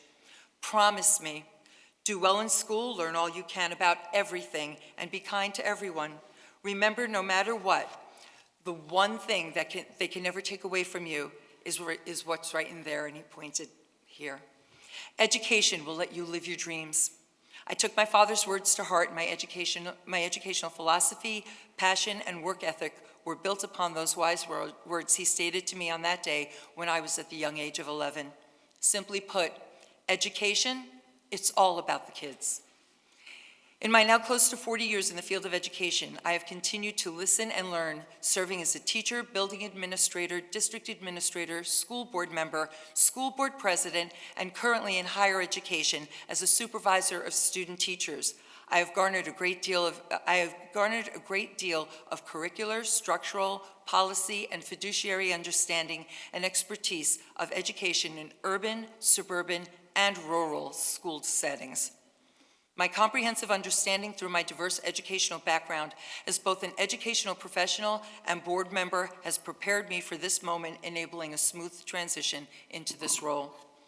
I am proud of the work I have accomplished and continue to accomplish through my professional affiliations and community service, currently serving as the president-elect of the New York State Council of Educational Associations, president of the New York State Alliance for Arts Education, member of the National Association for Music Education Advocacy Leadership Force, and membership on my local school district's audit committee, combined with my former positions as New York State Music Association Advocacy Chair for the past 12 years, past state president of the New York State Council of Administrators for Music Education, and past committee member of the SUNY Sullivan Foundation, to name a few, allow me a finger on the pulse in the understanding of educational needs in New York State.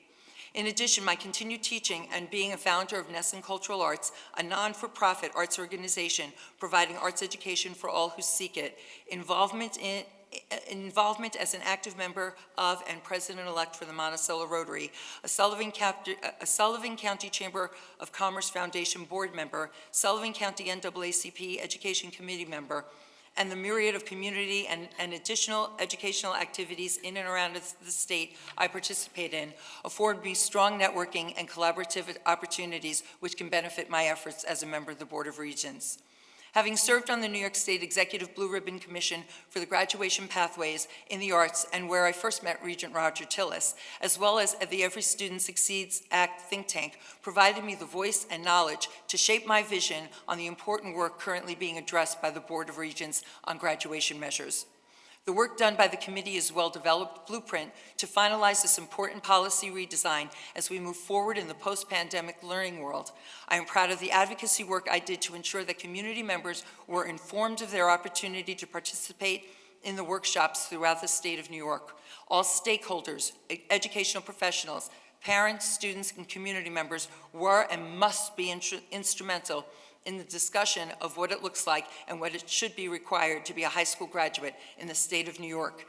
In order to do that, it is key that trust and transparency be achieved through continued open and honest dialogue and communication with and to all constituent stakeholders. To that end, the important work ahead that I believe is essential and which I am hoping to address with fellow regents, should you bestow your trust in me by granting me this honor to serve, goes well beyond just the high school graduation measures. As I watch, and I have been watching Board of Regents meetings, both virtually and also in person over the many years, I'm excited to become part of the efforts to address reading readiness in general, as well as for pleasure, content, and technical understanding, not only at the elementary level, but beyond. Safe schools and learning environments inclusive of, but not limited to, education and anti-hate rhetoric, such as a no place for hate, to ensure cultural understanding in an effort to create positive environments for all to learn and work. The professional pipeline to ensure the most qualified educational professionals are appropriately prepared to enter the profession and can be retained in the service in New York State. The budget and fiduciary concerns and impact of the foundation aid formula and hold no harm has done in the past and what it will do in its return to negatively affect so many districts in New York State. The general health, opioid crisis, and mental health issues taking away our students' abilities to be productive in their learning capacity and educational growth. The understanding and implementation of collective partnerships in finding solutions to educational issues specific to higher ed and workforce development and readiness of all students, and the development of policy and practices to fully realize what is required of a well-rounded education delivered in a holistic fashion of integrated and diverse learning opportunities, embracing cultural responsiveness as it is truly intended as a means of accomplishment by meeting the students where they are and ensuring, if you will, their own individual IEP for growth and success. I believe— Augustine, let me cut you off, okay? Very interesting, but I think we must move on. Senator Mayer, do you have any questions? Yes, I do, and it's good to see you, and thank you for your incredible advocacy on arts and music in school. So I think you know this issue quite well, but there's been an effort to require art and music as a requirement beyond what it's currently required, and it's difficult in the legislature to do it because schools need money to do it, additional money. However, I happen to think, I think like you do, that it is absolutely essential that we in fact, either mandate it or require it somehow every year. What is your pragmatic approach, if you were on the Board of Regents, on expanding art and music beyond the very limited requirements that exist now? So in my mind, arts and music, and when we refer to that, it should not be looked at in a silo. The issue really becomes, how do we integrate so that different teaching strategies can be used across curricular content areas? Music and the arts certainly lend naturally themselves to be able to deal with everything from history to mathematics to science. I helped to implement a class called Physics of Science, Physics of Light and Sound. And in that course, it was a music-based curriculum in order to be able to teach it. So in order to integrate those types of programs, I would say that one of the things that we need to do is ensure that we have curriculum assistance and help at State Education Department who can create those out-of-the-box thinkings to make those types of programs come in. The concept of what I've been advocating for such a long time is really more along the lines of the fact that we have many school districts that don't offer what is even required, and that becomes more of the issue. Well, to that point as well, I mean, across the board, there are districts that don't offer what's required, and there's districts that don't offer much of anything beyond the basics. And I think I agree with you that we are missing the mark here big time by not having it. I appreciate your view that SED could provide sort of a resource, serve as a resource to districts. You said you watch and have participated in some Regents meeting. Do you feel there's been adequate attention to this issue by the Board of Regents so far? Not really, and the reason being, I think that for many people who have gone through music and arts programs, it's a feel-good program. That's how it's perceived. I had a really good opportunity when I was in school. That's how I felt about it. The actual learning components that the arts brings, the soft skills that the arts bring, and I'm going to refer to it not music and the arts, but just the arts as global. When we take a look at the arts, we're really saying, what are the things that we get out of that? We learn how to be creative thinkers. We learn how to be cooperative thinkers. There's the capacity of communication skills, independent learning and self-reflection, not to mention the things that can be done on a personal level that help with the social emotional well-being of someone who is involved in any high-stress job or whatever the case may be. I used to say to my students, my job as a music teacher is not to make you the next musician. My job as a music teacher is to teach you everything else that music can help you learn. And I think if we really focused our energy into the understanding of it's not the feel-good thing, it's the thing that really helps students to learn. It's the thing that not only helps them to learn because they want to come to school, because it gives them incentive that music and the arts create those types of situations, but it gives them the capacity to really be able to do those skills that businesses are looking for and that we know very clearly can be delivered through the arts. Thank you so much. Assemblywoman Fahey. Thank you. Thank you so much, and thank you for really a compelling opening statement. I learned the hard way about the appreciation of the emphasis and importance of the arts and music, and I really relate to what you are saying and think it's very important. I also appreciate the fact you're the first one this morning to mention safety and no place for hate, one of my favorite sayings as head of the Higher Education Committee. You mentioned alternative education and having served on the panel, the Blue Ribbon panel.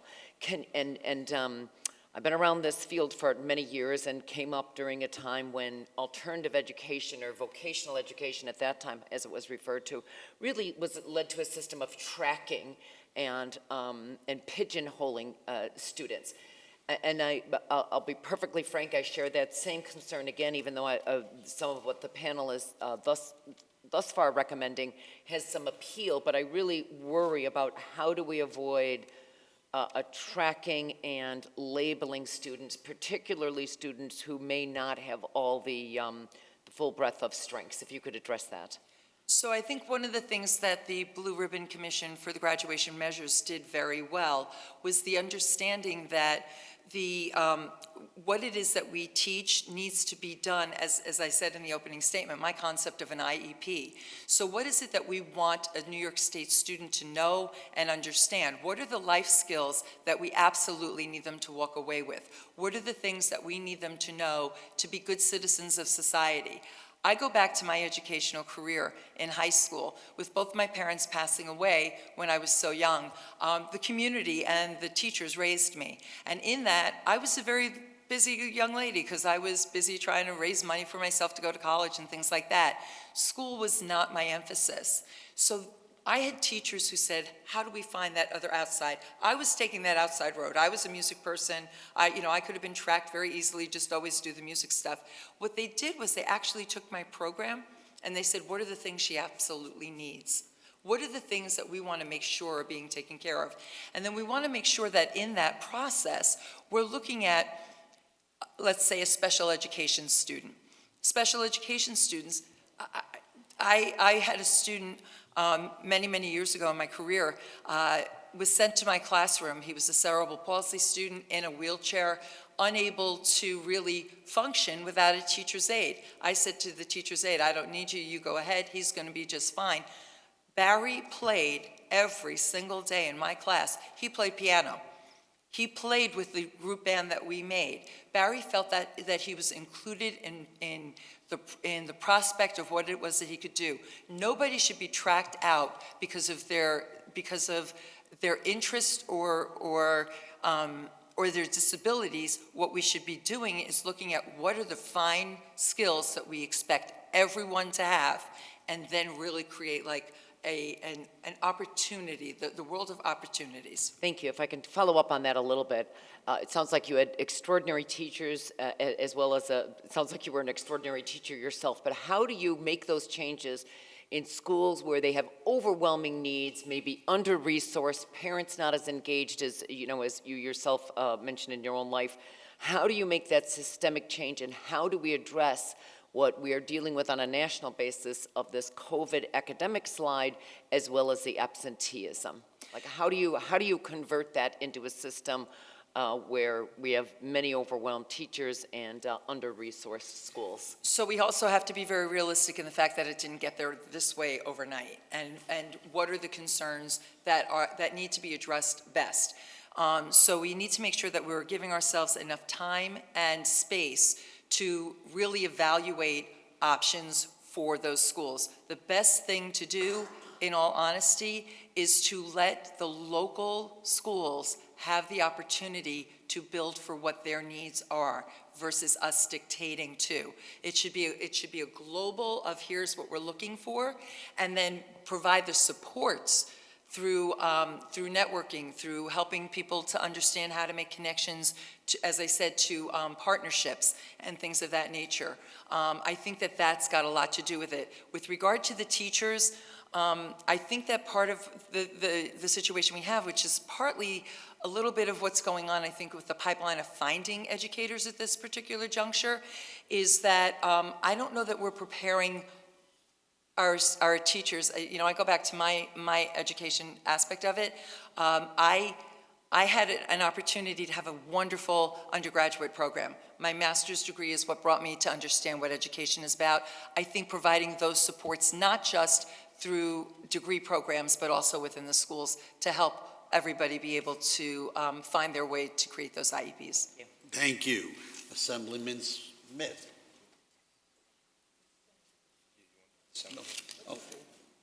Assemblyman Smith, go, and we'll cap it off. Thank you for joining us. So a lot of what you touched on, and you mentioned Roger Tillis, who's another member of the Board of Regents. He's a huge advocate for a lot of what you're talking about. I'm going to play devil's advocate for a minute. Obviously, I actually agree with actually everything that you've said in this short time. But the devil's advocate, the parents or folks in the state of New York that would say, we have children that are graduating or in high school that can't read and can't do basic math. And they would like to see that as a huge priority to make sure that, as we're meeting the literacy standards, how can you incorporate your experience to help deliver that and meet those goals? So again, I would advocate from the standpoint of, I think we teach way too much in silos. We teach subject area and not an overview of how do we collaborate. If we could just take an elementary concept and stop going, at elementary level, we're seeing more and more schools saying, oh, this is just reading, oh, this is just, which was our old high school concept. I don't think that's good for kids. I think that with so much being thrown at students today between social media and the world, and then you deal with everything that COVID brought upon, especially our younger ones, we have to start looking at how do we teach that everything collaboratively, because everything in our lives intertwine. We don't just read something, we read something for a reason. We don't just do our balance of our checkbook, there's a reason behind it. We don't do our math skills, I'm redesigning my kitchen, like I need to know, algebra helps, it just. Applied knowledge you're talking about. Right, so anything that we can do, that we can really move what it is that we're doing with the standards building and with the implementation of to encourage that sort of creative energy. It will take some time on behalf of schools that we will need to be generous with in the fact of teachers have to have that opportunity to collaborate. In order Now, if I could, excuse me, you served on a school board, you served as a school board president. What years, if you don't mind me asking? I'm just curious what the issues at the time you were dealing with. I dealt right through COVID. Okay, I right was through the president right through COVID. Okay, great. And what year did you get on the board? I'm trying to think of because you're talking about an inclusive type education, and I think fearfully back to Common Core, and I think that was the intention. What are your commentary on that? What's your thought on the My former? commentary on Common Core? Yes, Common Core. It was not so common, nor was it core. I just don't believe that the process of Common Core A was rolled out. I think the concept behind it was not necessarily bad, Right. but the rollout of it and the understanding of it, again, I believe it was a pushed down agenda versus a built up agenda. And I really think that one of the things that I'm impressed by the work that's currently being done by the commissioner is that value added of it may take us a little longer to get feedback, but we're going to take the feedback and we're going to hear it and we're going to listen to it. I think that was one of the biggest problems with Common Core. So you think that we could take something, at least the concept, trying to, teach every child where they're at, try to teach the whole child, try to differentiate instruction, and have it be evidence-based and have educators participate. Is this what you're envisioning? Is this what you're? It is exactly what I'm envisioning. The reality is that we have to be very, very understanding of the fact that we have professionals that are in the classrooms, we have community members that are on our school boards, we have members of our community that have a viewpoint. We know that schools are the hubs of our communities and what that does to the economic base, but what we want to be very clear with is that no thing that has ever come before us is all good or all bad. You can't throw out the baby with the bathwater. You have to be realistic in what do you do in your assessment and your evaluation of any program that would be put into place. So I'm running low on time, and I apologize, but now we talk about the Regents is discussing whether or not to require every high school student to take the Regents exams, which not too distant past, this was not required. Do you have any thoughts on that? So I believe that the Regents exams are not necessarily a bad thing. I believe that Regents exams need to, again, be redesigned and reevaluated for what it is that students are doing. I love the IAAP concept, the Individual Arts Assessment Program, and really looking at project-based or performance-based testing. I was not a good pen-to-paper person. It just was not my skill set. Yeah, that was the You can tell I'm a question. talker. I'm really good. I can show. You and I could go all day. Thank you. Thank you, Assemblyman. Senator Stravitsky. Thank you, and thank you for your comments, and particularly the last comment on the Regents exams. I'm a former high school teacher, so I get it, and the importance. Two real quick questions. One real quick question. You are retired from the school system, or from the education system. Yes. And you are a consultant. Do you see any future conflict of interest in that activity? And if there's a question, would you consult with the ethics? I do not. When I took a look at this position, I made sure that I did my homework to make sure that I would have no conflicts whatsoever. That's a broad question. More specifically, you train teachers. You were a supervisor for teacher training. What changes would you make, particularly in terms of teaching reading at the how we teach, or the universities teach teachers how to train children to read? So I'll deal with the reading, and then I'll do the overview of what I think we could change as far as of students 3 going minutes into education. and 35 seconds. So the reading itself, I don't think that a canned one-size-fits-all works. A lot of districts adopt programs, this is the way we're going to teach because there's some research based in this. You know, I was somebody, I used Dalcroze's method in my music classes. That's a movement method. Not a lot of teachers utilize that. They use Kodai or they used Takademi or whatever you know, the in thing was at the time. Not all kids can learn that way. Why did I bring in Dalcroze? Because some kids needed to move it to understand it.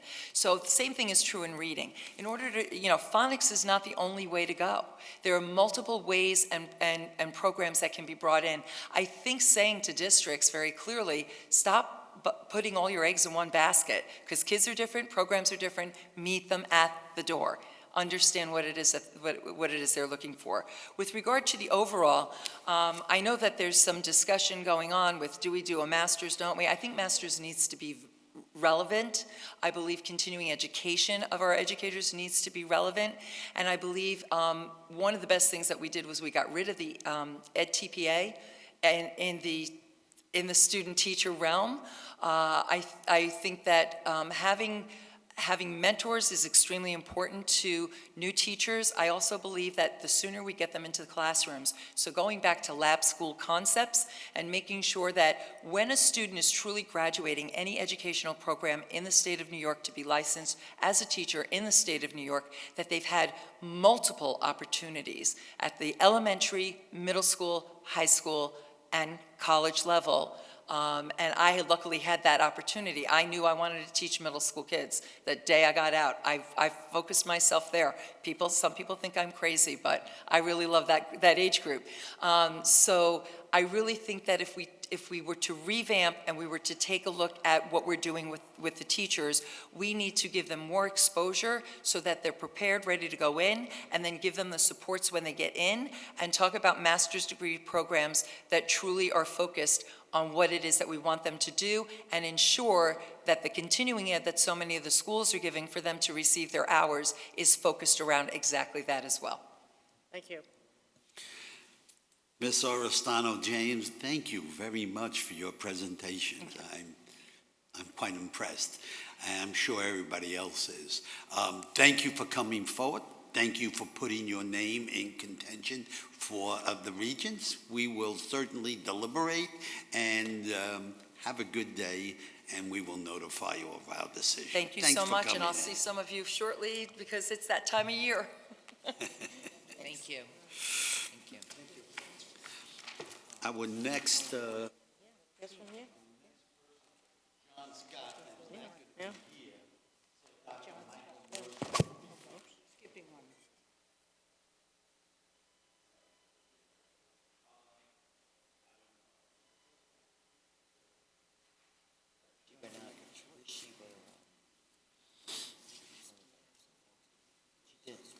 Good afternoon, everyone. Dr. Michael Murphy. Good morning. Oh, good afternoon. I'm Assemblyman Mike Benedetto. I'm head of the Assembly Education Committee, and I'm with fellow legislators who will be asking you questions here. To my right, we have Senator Shelley Mayer, who's head of the Education Committee in the Senate, as well as Senator Toby Stravitsky, who is head of the Senate Higher Education Committee. To my left, I have Assemblywoman Patricia Fahey, who's head of the Higher Education Committee in the Assembly, and my ranker on the Education Committee, Mr. Assemblyman Doug Smith. And then we have local Assemblyman John McDonald here with us today. Listen, we're just going to have a short conversation. We ask you to tell us why you're here today, what your interest is, and what vision is for the regions, okay? And then we'll ask a few questions of you afterward, okay? So we want you to just be yourself and just tell us about yourself. Go ahead, sir. First, thank you all for serving the people of New York State, but especially your interest in education. As you can see from my curriculum vitae, my cover letter, I'm very, very passionate about education, particularly in New York State, but not only in New York State. My family, I have 10 siblings. We all benefited quite a bit from our education in the state. It helped raise us out of poverty. My parents are descended from French Canadians and from Irish. So we're very, very thankful that it allowed us to become teachers and professors, but also tradespersons as well, nurses. So I look forward to giving back, and this is one mechanism where I think I can give back as well. My husband of almost 50 years also has a similar story with his family. So we're enormously thankful to New York State, particularly the educational system.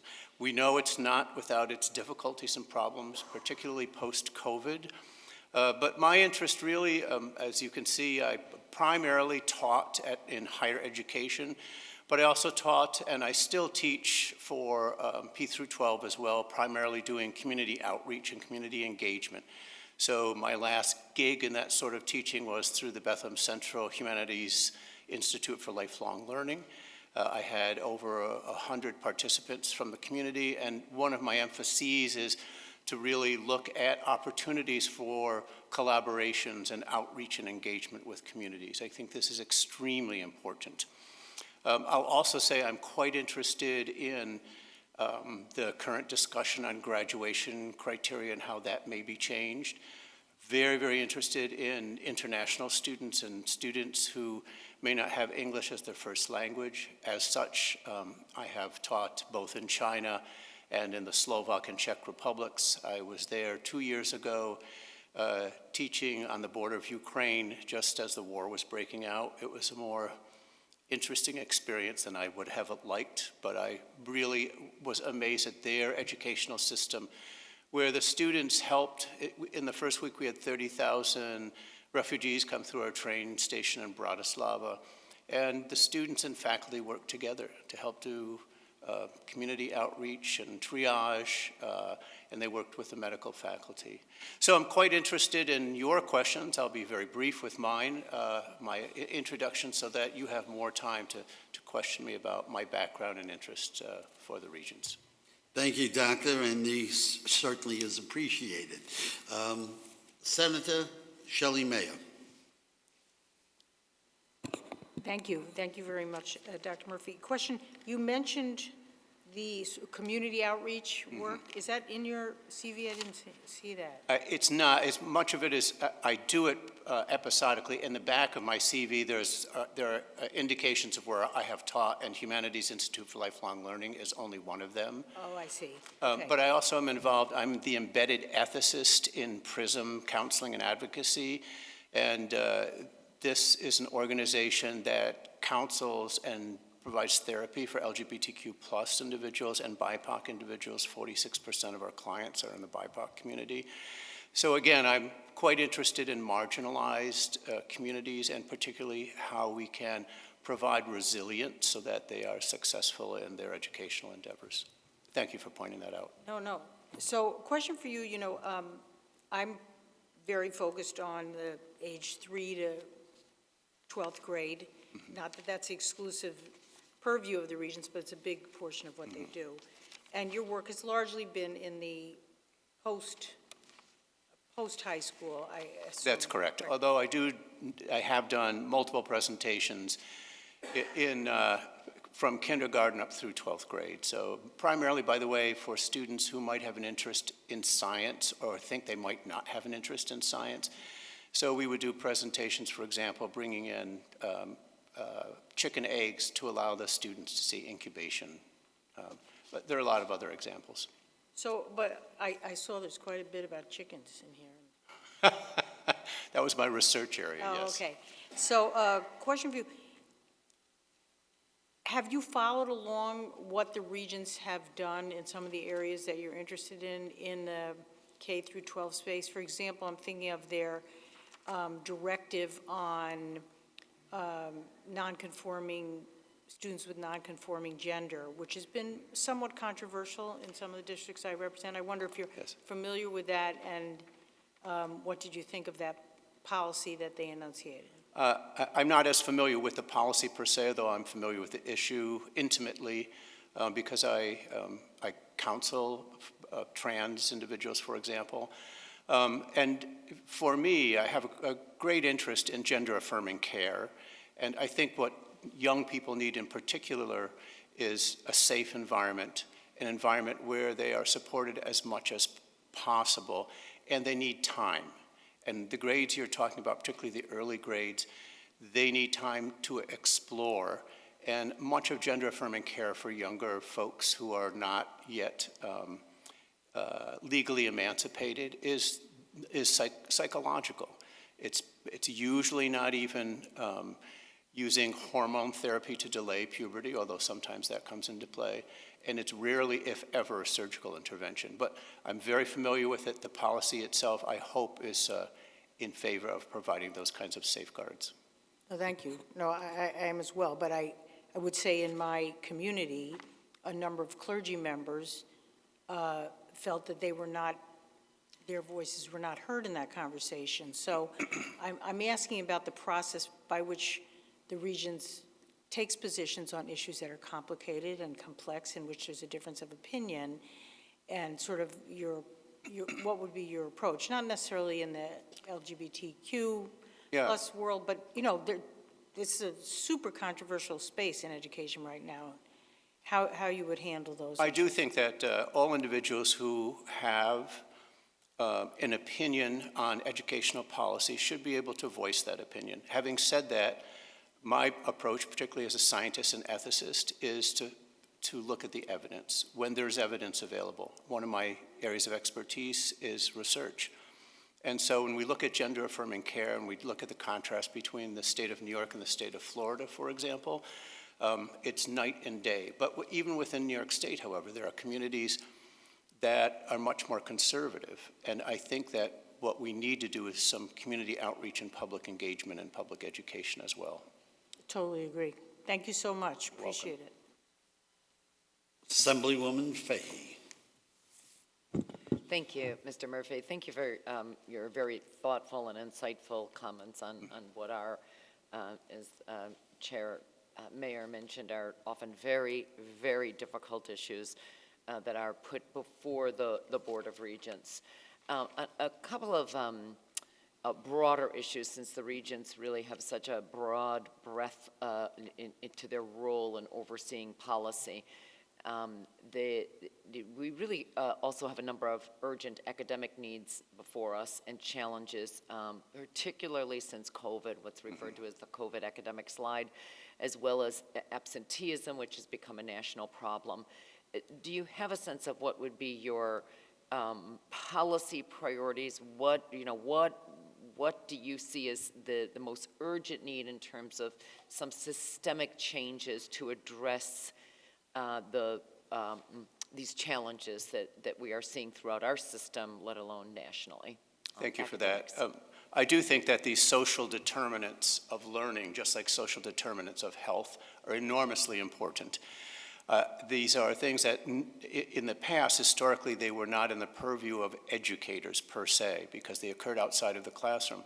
But today, pragmatically, they need to be in the purview of all of us. The first goal, I think, really is to handle the absenteeism problem. If you don't have a student in class, it's very, very difficult that learning will occur at all.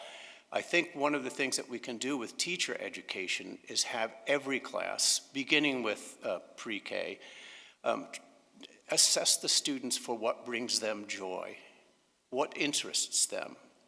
If we know that, for example, a student is interested primarily in music and not particularly interested in science, there's an interdisciplinary approach to the disciplines. That is, you could take someone interested in music and look at the construction or the artwork in instruments. And they're really, I'm an instrumentalist, by the way, and a vocalist. So they're really quite interesting and historically very, very interesting.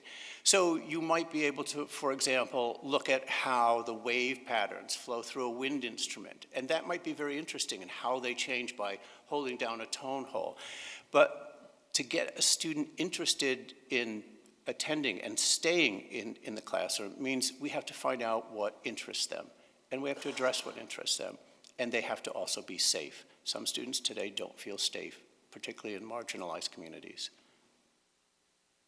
Thank you, and thank you for mentioning safety. I think it's I often say you cannot learn.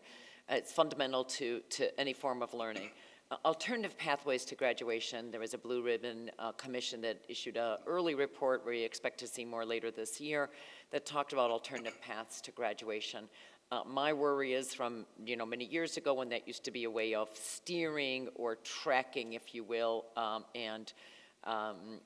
so that's some, again, often marginalized communities were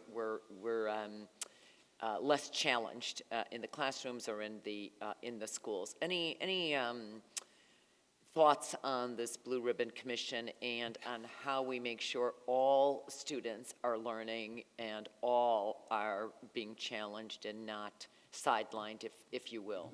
I appreciate that question immensely. The old tracking system really exacerbated equity issues, in my view. And the problem with the tracking system in that fashion is once you're on the track, you couldn't leave the track, or it was very, very difficult to leave the track. I do think there ought to be alternative graduation requirements that can be reassessed continually as the student's going through the educational process, so that you might have a student who's interested, for example, maybe in university, but along the path they're really much more interested in one of the trades. And then that pathway should be able to diverge immediately and support the students, but keeping the options open at every step. I started out as a French major in college, and I liked the university system where you can choose your pathways almost at any time and change. It's why I'm completing a second doctorate. My first doctorate's in the sciences, my second doctorate's in biomedical ethics. And I just see that this is enormously important to have teachers and administrators realize that students should be able to choose with multiple options all along their pathway. Thank you. Thank you for applying as well. Wonderful. Thank you. Senator Toby Stavisky. These microphones are easier than the budget. We just had our higher ed budget hearing last week. Sigh. It required a hard push where it said push. Thank you, and thank you for applying. And I must say, I'm delighted to see somebody from higher education applying for a region. Traditionally, it's been a retired superintendent from New York City or something. While obviously they have the experience, I think we need a larger swath of people with different backgrounds. I noticed that you are a distinguished teaching professor emeritus at SUNY Distinguished Academy. Yes, I'm a member of the State University of New York Distinguished Academy. What is that? I'm sorry you haven't heard of it. They need to market a little bit better. So individuals in the university system are recognized at times for, I can't be humble just for a second, for work that the university considers exceptional. And so the SUNY Distinguished Academy includes all of those professors and staff members and administrators who have achieved the rank of distinguished. It could be as in my case, distinguished teaching professor, distinguished service professor. Thank you. No, I know what distinguished professors are. I just didn't realize that SUNY had a, We do, in fact. I And I think talk that's about great. that when I teach abroad.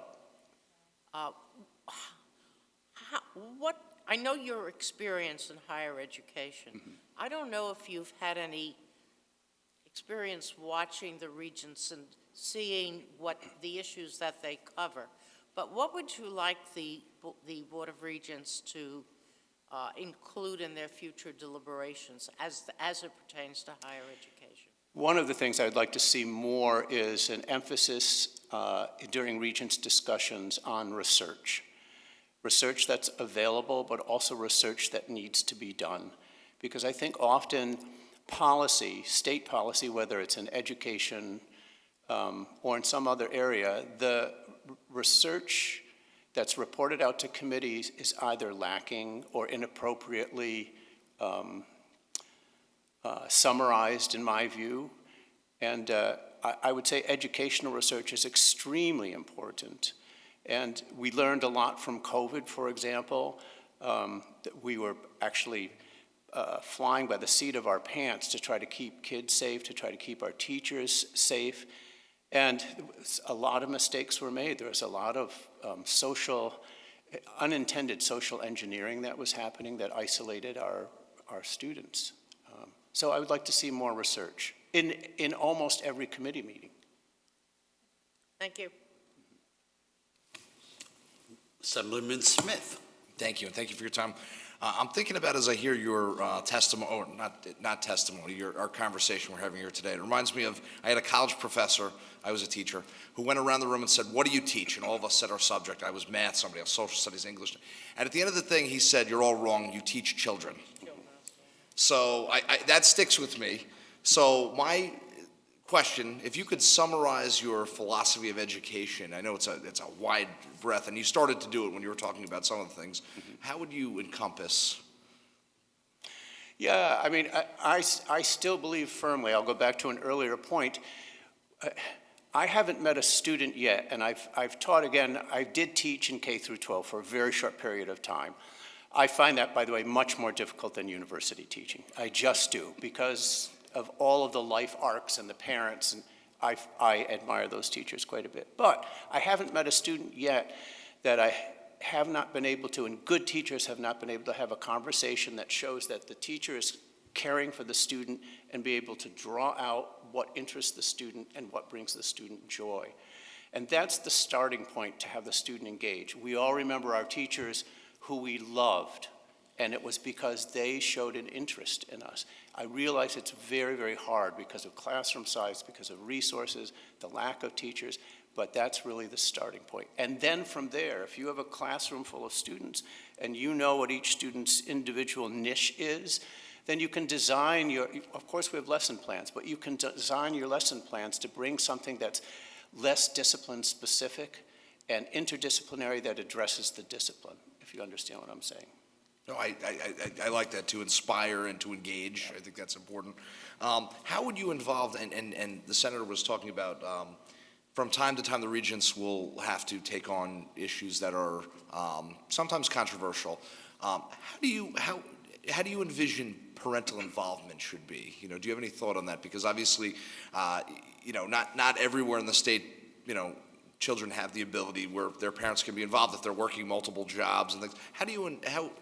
What is your thought on parental involvement? Well, I mean, I'm actually all for parental involvement. I think it's extremely important. I will add the caveat, though. There are those individuals, not just parents, but others in our communities that think less rationally than they ought to think. And then in our interactions, by the way, I was trained in mediation in my clinical ethics consultation as well. So in those cases, you listen, you make polite listening noises, you present the data as much as possible and the evidence as much as possible with the realization that you will hit maybe many parents, but you will never reach this population. I shouldn't say never, because some parents do change. Some individuals do change, but it's very, very difficult. You have to be as collegial as possible. You have to be as respectful as possible. And then you have to do what's right for the students. Okay, thank you. I think that answers. And not that we would know anything about dealing with people who might be unreasonable. Thank you. Thank you. Assemblyman McDonald. Dr. Murphy, thank you for first of all, putting your name forward. You've had quite an impressive career. Thank you. Many different areas, and, admittedly, I think your K-12 experience is a little bit limited, but your initial comments in certain areas that actually impact K-12 shows that you have a very full thought process as you approach this position.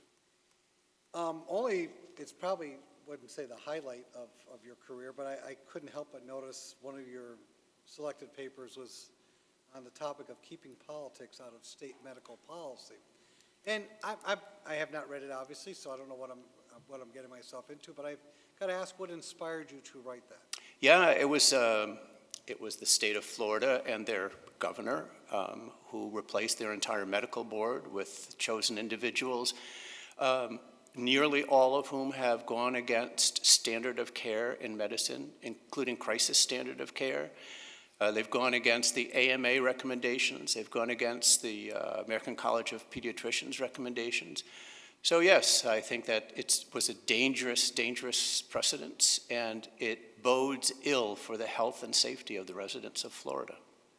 And I think that happens in other states as well, by the way. Thank you, and I will not disagree with you. I actually happened to be in Florida during a time when I was watching the local news and I saw what was going on, and I'm like, well, I'm glad I'm going back to New York tomorrow. That's all I have to say. Another question. This is my usual stumper for everybody, only because we're in the capital region, and remember Faye and I have been seeing a lot of articles written about our state museum. I didn't know if you had any thoughts or comments about the state museum. I have a lot of thoughts about the State Museum. Being old enough to remember the old State Museum and the wonderful mineral collection with a huge block of salt that the students would lick so that there'd be big indentations in it. The museum should be a place where students and their teachers and parents want to bring their kids. In the past few years, it hasn't just been COVID. I think that the programming and the outreach and the marketing and even the displays themselves, in my view, are poor. It's my honest assessment. I'm sometimes embarrassed when I have friends from abroad or from other states. They want to see our state museum, and I bring them. And there's so much potential there, enormous potential. I'll tell you a recent story. So there's a group of local astronomers, and they wanted to borrow. Dudley Observatory has placed all of their old equipment, including telescopes there. They wanted to borrow a telescope for an event that they were doing, and the museum denied it. You can imagine my thought bubble. I'll be polite. The museum could do more, and it should be really, the museums in New York State should be intermeshed with our educational system daily, not episodically. Thank you. You're not alone in that thinking, and we also recognize part of it is a funding issue, But, which absolutely. we have to do some work on ourselves. Thank you, Michael. Both Michaels. Dr. Murphy, thank you very much for coming here today. As Assemblyman McDonald said, for presenting yourself before us. I think all of us are extremely impressed. In due time, we will let you know what our deliberations have come. Until then, I ask your patience, but I appreciate what you did today, and thank you again for coming. Thank you. I appreciate that as well, and I appreciate what all of you do for the state. I think that public servants are often looked on askance, but I appreciate what you do. Thank you. Thank you, sir. A little gratuitous statement there, but we'll let that go. Thank you.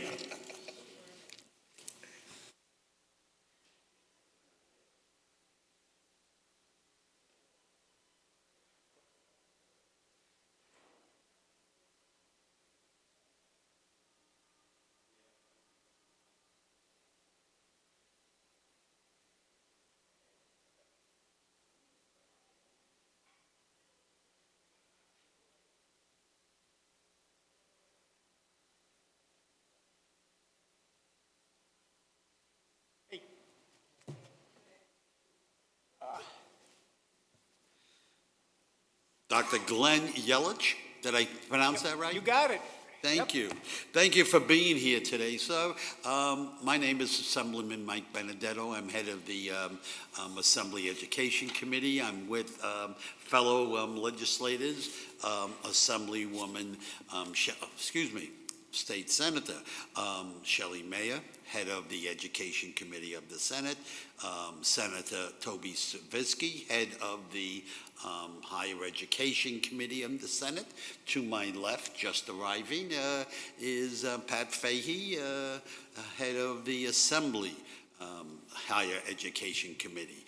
And I'm also with Assemblyman Doug Smith, ranker on the Assembly Committee, and local Assemblyman John McDonald. Okay, we're here just to hear about yourself, sir, and why you're interested in being a regent and what your views are on that. We give you all of 3 minutes, give or take, to tell us about yourself, and then afterward we'll ask you a few questions to probe. So the floor is yours. Go ahead. Okay, I had worked as a school psychologist in mostly public schools, but in a couple of residential treatment centers for about 40 years.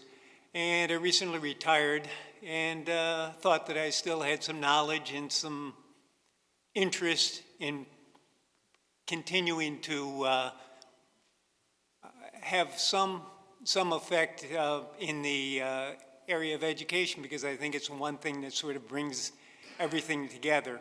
So my interests are primarily in the area of human development and its variable manifestations, as well as advocating for, well, this is a good example. My furnace went out this morning and I needed to call up the technician. He came up and fixed it, and we fell into conversation, and he told me that he went to Hudson Valley and that before that he was just sort of ambivalent about going to school, but once he got there, something took hold and he just really enjoyed it. And I really enjoyed the fact that he was able to come up and get my hot water going, so that's cool.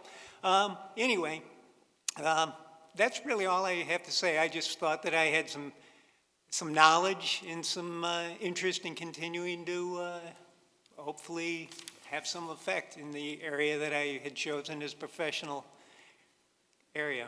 So, go ahead. Dr. Yelich, thank you very much, and Sure. we'll ask questions about that. Senator Mayer. Well, thank you for coming. It's Sure. good to have you. I have questions. So you said at residential treatment at Berkshire Farm Center and Northeast Parent and Child Society, both are? Yeah.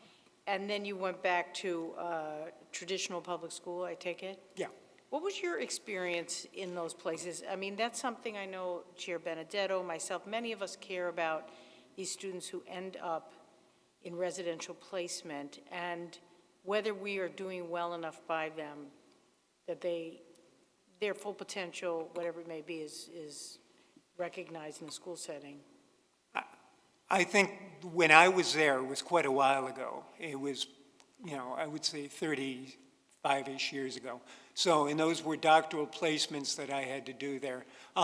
As far as when I was there, I really thought that what we were doing was, in both places, both Berkshire and Northeast, we offered, I thought, a lot of both educational support as well as therapeutic support, as well as pre-vocational and vocational training for them. You can begin to question, where do you draw the lines as far as what the responsibility is of a residential treatment center when generally there's very little engagement of the family. So that is, I think, was the biggest issue in trying to make that linkage between where a student was. Generally, the kids that I was dealing with were from downstate and had been placed there. I don't know if that answers your question, but I thought we were doing understand, a and it good was a job. long time ago, Right. well pointed out. Yeah. Have you followed what the Regents has done in recent time? Do you either watch their meetings, or have you participated, or have you? I don't watch their meetings, and I've followed it a little bit, but not, I mean, in terms of, if you're asking about my knowledge of what the region's standards are, particularly in public schools, as far as what the requirements are for students to graduate, I was very well aware of what those were, yeah. And, Right, I mean, they deal with I know they a do. wide I know range of they do. issues, and some very controversial over the last Yep. years. I just wondered. Okay, thank you so much. Yep. Assemblywoman Fahey. Thank Hey. you. Thank you, and again, thank you so much for stepping up to Sure. apply on this. Sure. So we have, education has really taken a beating from, in many ways, as the country did, or the world did with COVID. And all reports are, we've seen a COVID academic slide nationally, and certainly here in New York, as well as absenteeism that has not gone back to pre-pandemic days. What do you see as some of the most urgent priorities, and where do you see an opportunity for systemic change? What is, and again, knowing that the regions have such a broad role? In terms of the COVID, No, in terms of the academic slide and where we have lost ground nationally, as well as here in New York, and then as well as with absenteeism. oh, okay. Yeah, in terms of absenteeism, I'll take that up first, because I think that's an issue that unfortunately has become, as you said, sort of something that is not viewed as being a educational issue per se. And I feel strongly that when I was working as a school psychologist, I made several home visits. I use the term sort of as a euphemism, because we would strongly encourage the student to join us. This was with, of course, parental permission, but a couple of times we went and accompanied the student back to school. And once that occurred, they seemed to have no more difficulties in then continuing to attend school. So I guess if you're asking me in terms of where I fall on it, I really think that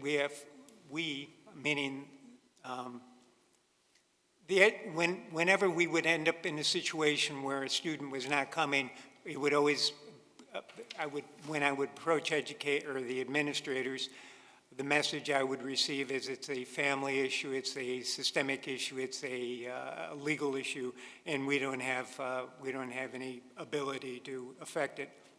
I would like to say that I think you do, and you have to engage the parent in a very clear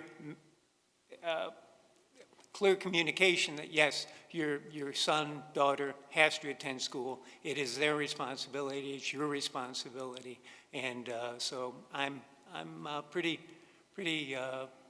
black and white about the issue of attendance, in that it is not a parental prerogative. And I know that has become sort of a gray area as far as what the responsibilities are of the school district. But I think we have to do a much better job of communicating clearly that you have to be there. Yeah. I don't know if that answers your question. With regard to the academic slide, how would you turn around the school system, again, on a systemic level? I won't dodge it, but that's a very difficult issue to address, because what you're dealing with are larger issues rather than just, I guess what I would say is, apart from the fact that we have to encourage the participation of the students regularly, we also have to require the fact that everybody has to be there, and you can put the information before the student, but then they have to be the one that ends up taking responsibility for it. I don't know how the school can, or educational systems can be responsible beyond that, other than holding them accountable for it. I'm not trying to say that it's not the responsibility of the parent and the student to put forth the effort, because over the years I've just found that you can present the information and hold them responsible for it, but they have to become engaged for their own reasons and see the salience of it, you know? Thank you. Yeah. Thank you, Dr. Yeah. Yelich. Sure. Thank you again for Yeah. applying Sure. and for being with Sure. us today. Thank you. Senator Stravitsky. Thank you. You worked at the Berkshire School. Where is that located? It's over in Canaan, New Canaan, over in Columbia County. In Columbia? Yeah, Okay. yeah. I was confusing it Yeah. with another That's, yeah. institution.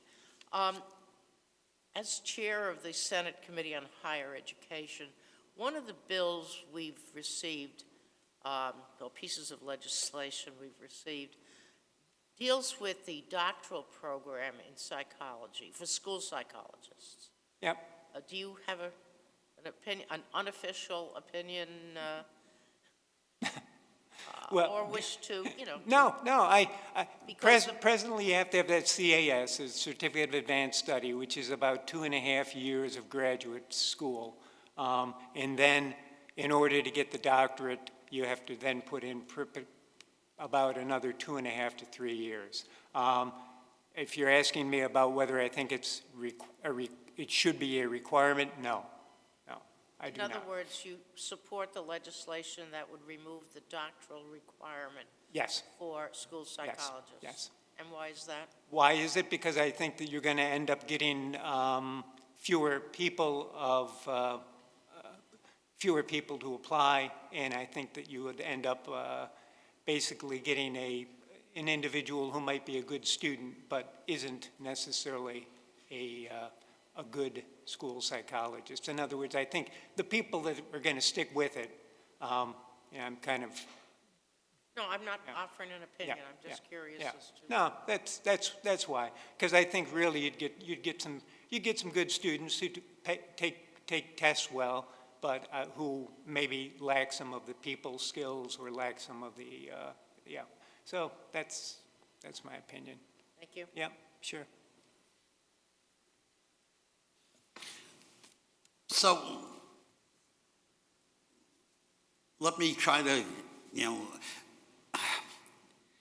we put down qualifications in the what you're just talking about, Yeah. but yet we don't need to. There are standards we put out there, and we hope that people will rise up to those standards.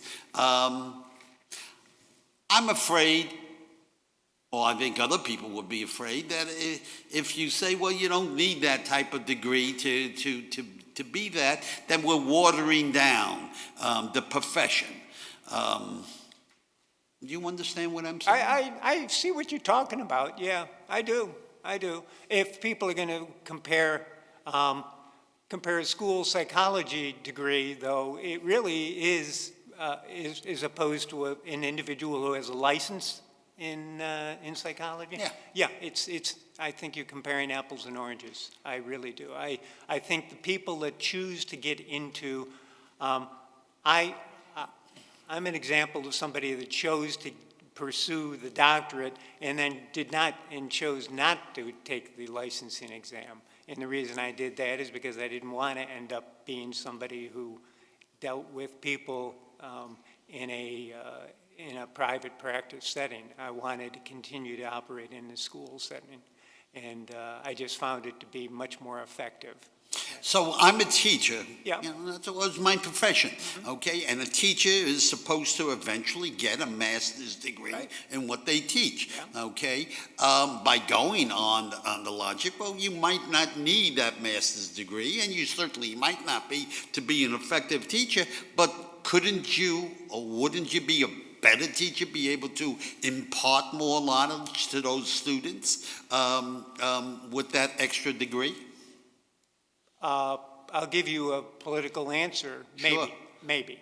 Because Okay. I think it all depends on the person, and their motivations. Yeah. And sure, you can get anybody, as I said, that wants to hold the standard up and say, you have to go and get a doctorate.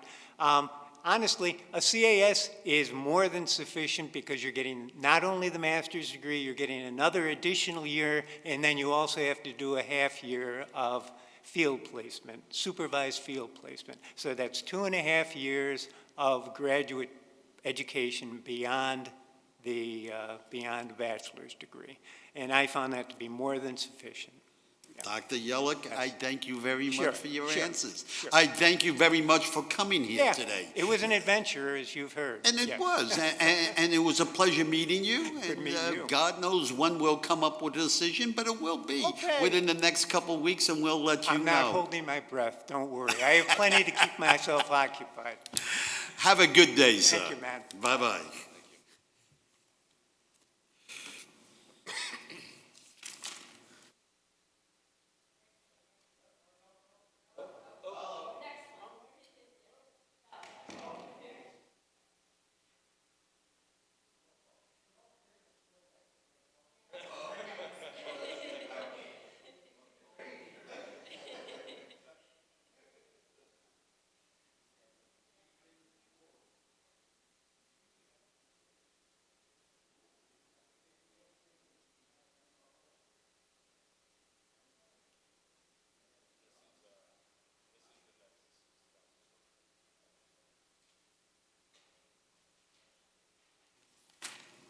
Good morning.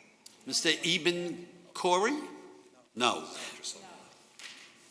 Oh, Dr. Warren Superman. me. Thank you very much for coming. We had somebody else here, but, and they apparently canceled. Okay, so Dr. Silverman, we thank you very much, okay? My name is Michael Benedetto. I'm chairman of the Assembly Education Committee, together with Senator Shelley Mayer, who is head of the Senate Education Committee, and also we have Senator Toby Stavitsky, who's head of the Higher Education Committee.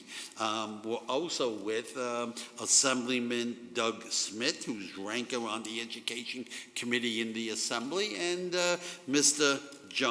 Assemblyman John McDonald, who's a local Albany representative. And we're here to just hear about yourself, and we give you all of 3 minutes to do that, but we just want to get a feel for your view on the regents, why you want to be on the regents, and then once you're finished with that, we'll pepper you with a few questions, okay? But just kind of relax and take it as it goes. So, Dr. Silverman, it's in your court. Great, thank you. All right, so just, I don't know how much you know about me or if anything about me. I'm a physician, still actively busy. I've been a physician in internal medicine, occupational medicine, forensic medicine, municipal medicine, school medicine, international, and environmental medicine. I am the medical director for 5 school districts. I am on the board of the American College of Occupational Environmental Medicine. I've been the doctor for the City of Albany's Fire and Police. I've done a lot of jobs, a lot of different things.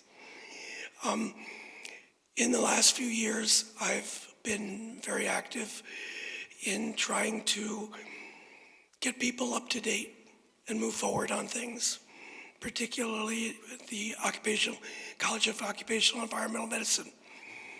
But what I'm interested in is trying to get people to look forward to where we're going and different things. So my particular interests are globalization. For example, next Wednesday, I'm meeting with the dean of the medical school in Phnom Penh, Cambodia. I've worked with the government of Vietnam, Ministry of Health, Thang Long University, School of Public Health, Cambodia Ministry of Health. I tried to get SUNY Global Skill hooked up with the Royal University of Agriculture in Phnom Penh. I've worked with Thammasat University in Thailand. I teach at Khon Kaen University in Thailand. And I've got some connections we've made with the National University of Singapore. This year we're going to be working on Africa. I'm supposed to go out to Marrakesh, meet a bunch of leaders from different African areas. With regard to education here, I think that globalization is going to be important in the future, both at the college level and post-grad level. I think we're in a global world now. I think younger people need to also become aware in things other than social media and their internet connections. I'm also interested in artificial intelligence. I've given lectures on it. I just gave a lecture at the American College.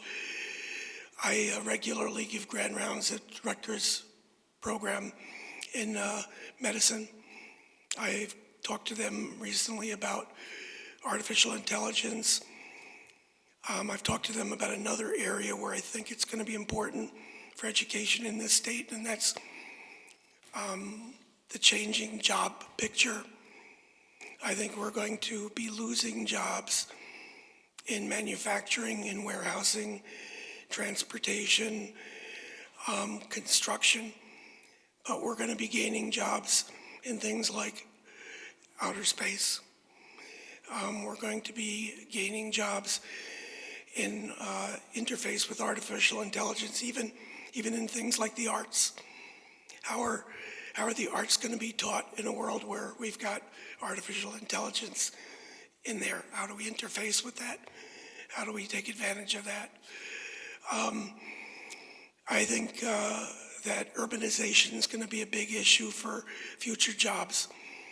The projections are right now, urban population growth, 50% increase by 2050, 70% increase by 2070, or 30, double that, 75% increase by 2070. So we're going to need people that do urban planning, public health. You know, I look at the episode during COVID, what happened in Shanghai, and I say we really need to have people prepared to help our cities and our, so different jobs that people are going to be doing from what they're doing now. I also... Let me interrupt you, okay, and I apologize for No, that. feel free. But you're a busy man. You're teaching here and there and so on. Wow, are you going to have time to do the job of being a regent? The regent meets every single month. Do you think you're going to be able to make time for it? Yeah, let me tell you a little bit about my career. I mean, I did clinical office hours for many years, 35, 40 years. I'm an aviation medical examiner. I do pilots. I do all kinds of stuff. But at this point, what I do to make my money mostly is medical legal litigation. I've done human trafficking cases. I've been police brutality cases. And I can generate revenue pretty quickly. And so I don't do very much in the office seeing patients these days, which frees me up to do travel. Like I said, next week I'm going to be in Cambodia, week after that in the Philippines. Last month I was in Havana and Thailand. But I can adjust my schedule how I want. I'm pretty free. Okay, thank you. We'll go to Senator Mayor and followed by Senator Stravitsky for some questions. Thank you. Good afternoon. Thank you for being here. Thank you for your focus on globalization and international things. But this is for the Board of Regents, which traditionally has had, I think, very little focus on globalization, international, how we could improve our New York State education by international reviews. What is your idea of how you would use your experience and your focus on the Board of Regents? For example, I don't think there's any committee that even ever, that I've seen that's looked at globalization or comparative education programs outside the United States, or even in other states very much. So how would you use your focus to improve educational outcomes in New York? Sure. Well, I think the COVID epidemic itself created a situation where we learned how to communicate more freely at a global level. I will tell you, for example, in Singapore, the National University of Singapore, they now have a university there called Duke NUS. Duke University now has a campus basically there. One of the projects I'm working on for environmental health and occupational medicine and safety and public health is to take a university setting here in the United States and a university in another region, have them cooperate together so that somebody in another country can get a degree from this country. And they can have a dual degree. In other words, their certificate will say Thammasat University and the School of Public Health at Albany. And the curriculum can be put together by specialists like the American College of Occupational Environmental Medicine, but we can have combinations of virtual classes. We can write curriculums here, but we can educate not only New York, but the world. We've got people here. The one thing I heard overseas is, we would love to have access to your educational systems, but I can't afford to put a safety officer in the United States for 6 weeks to take a course. We're Vietnam, we don't have that money. So, but they want what we have. At the same time, the jobs in the future. In the United States, there's going to be a lot of AI, mechanization, robotics. The hands-on jobs in the future are going to be in Africa. They're going to be in different places. And educating and getting our people here, communicating and making contacts and learning about where the new developing areas are, is going to offer a lot more jobs. It's going to offer a lot more opportunity to New Yorkers. And I think we now have the ability to have communication in a variety of different ways that will allow us to do that. If we take a student in New York and say, well, there's not going to be any more warehousing jobs because robots are going to do that. There's not going to be any more construction jobs because we're going to print concrete houses. There's not going to be where are the jobs in the future? They're going to be global. We're going to have to move around to get jobs. So I think it's vital to begin to talk about educating our students here and educating students there and bringing together solutions to environmental problems, to transportation problems, to all kinds of things. No, I understand. I appreciate that. You know, my focus is on the, I would say, pre-K to grade 12 as the chair of education, not higher education. So in that space, have you followed any of the decisions or programs or policies that the regents have adopted within the past year dealing with any of the contentious issues that are in that space? Have you watched any of the regents' meeting? Are you familiar with the issues they've dealt with? The biggest involvement I've had, being the school medical director of 5 school districts around here, was getting through COVID. I mean, it involved telephone meetings and meetings, 4 or 5 times a week. I was calling in from overseas at 2 a.m. and having meetings with parents, having meetings with whatever. I'm sure that there are other issues that I would have to be brought up to speed on, but I'm a fast learner. And I think I bring to the table different kinds of expertise that are maybe different. The first time I taught in an elementary school was when my son was in kindergarten. I went every week and taught weaving, and I taught about Indian pottery I borrowed from the Iroquois Museum. I taught about dance. I taught about all kinds of things. I like educating kids. Thank you. My time is up. Okay, Thank you very sure, much. sure.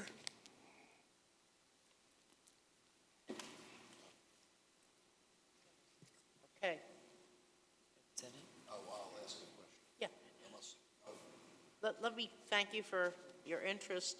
The State University of New York has overseas programs, particularly the connection between Stony Brook and their operation in Korea, in Seoul, on the outskirts of Seoul.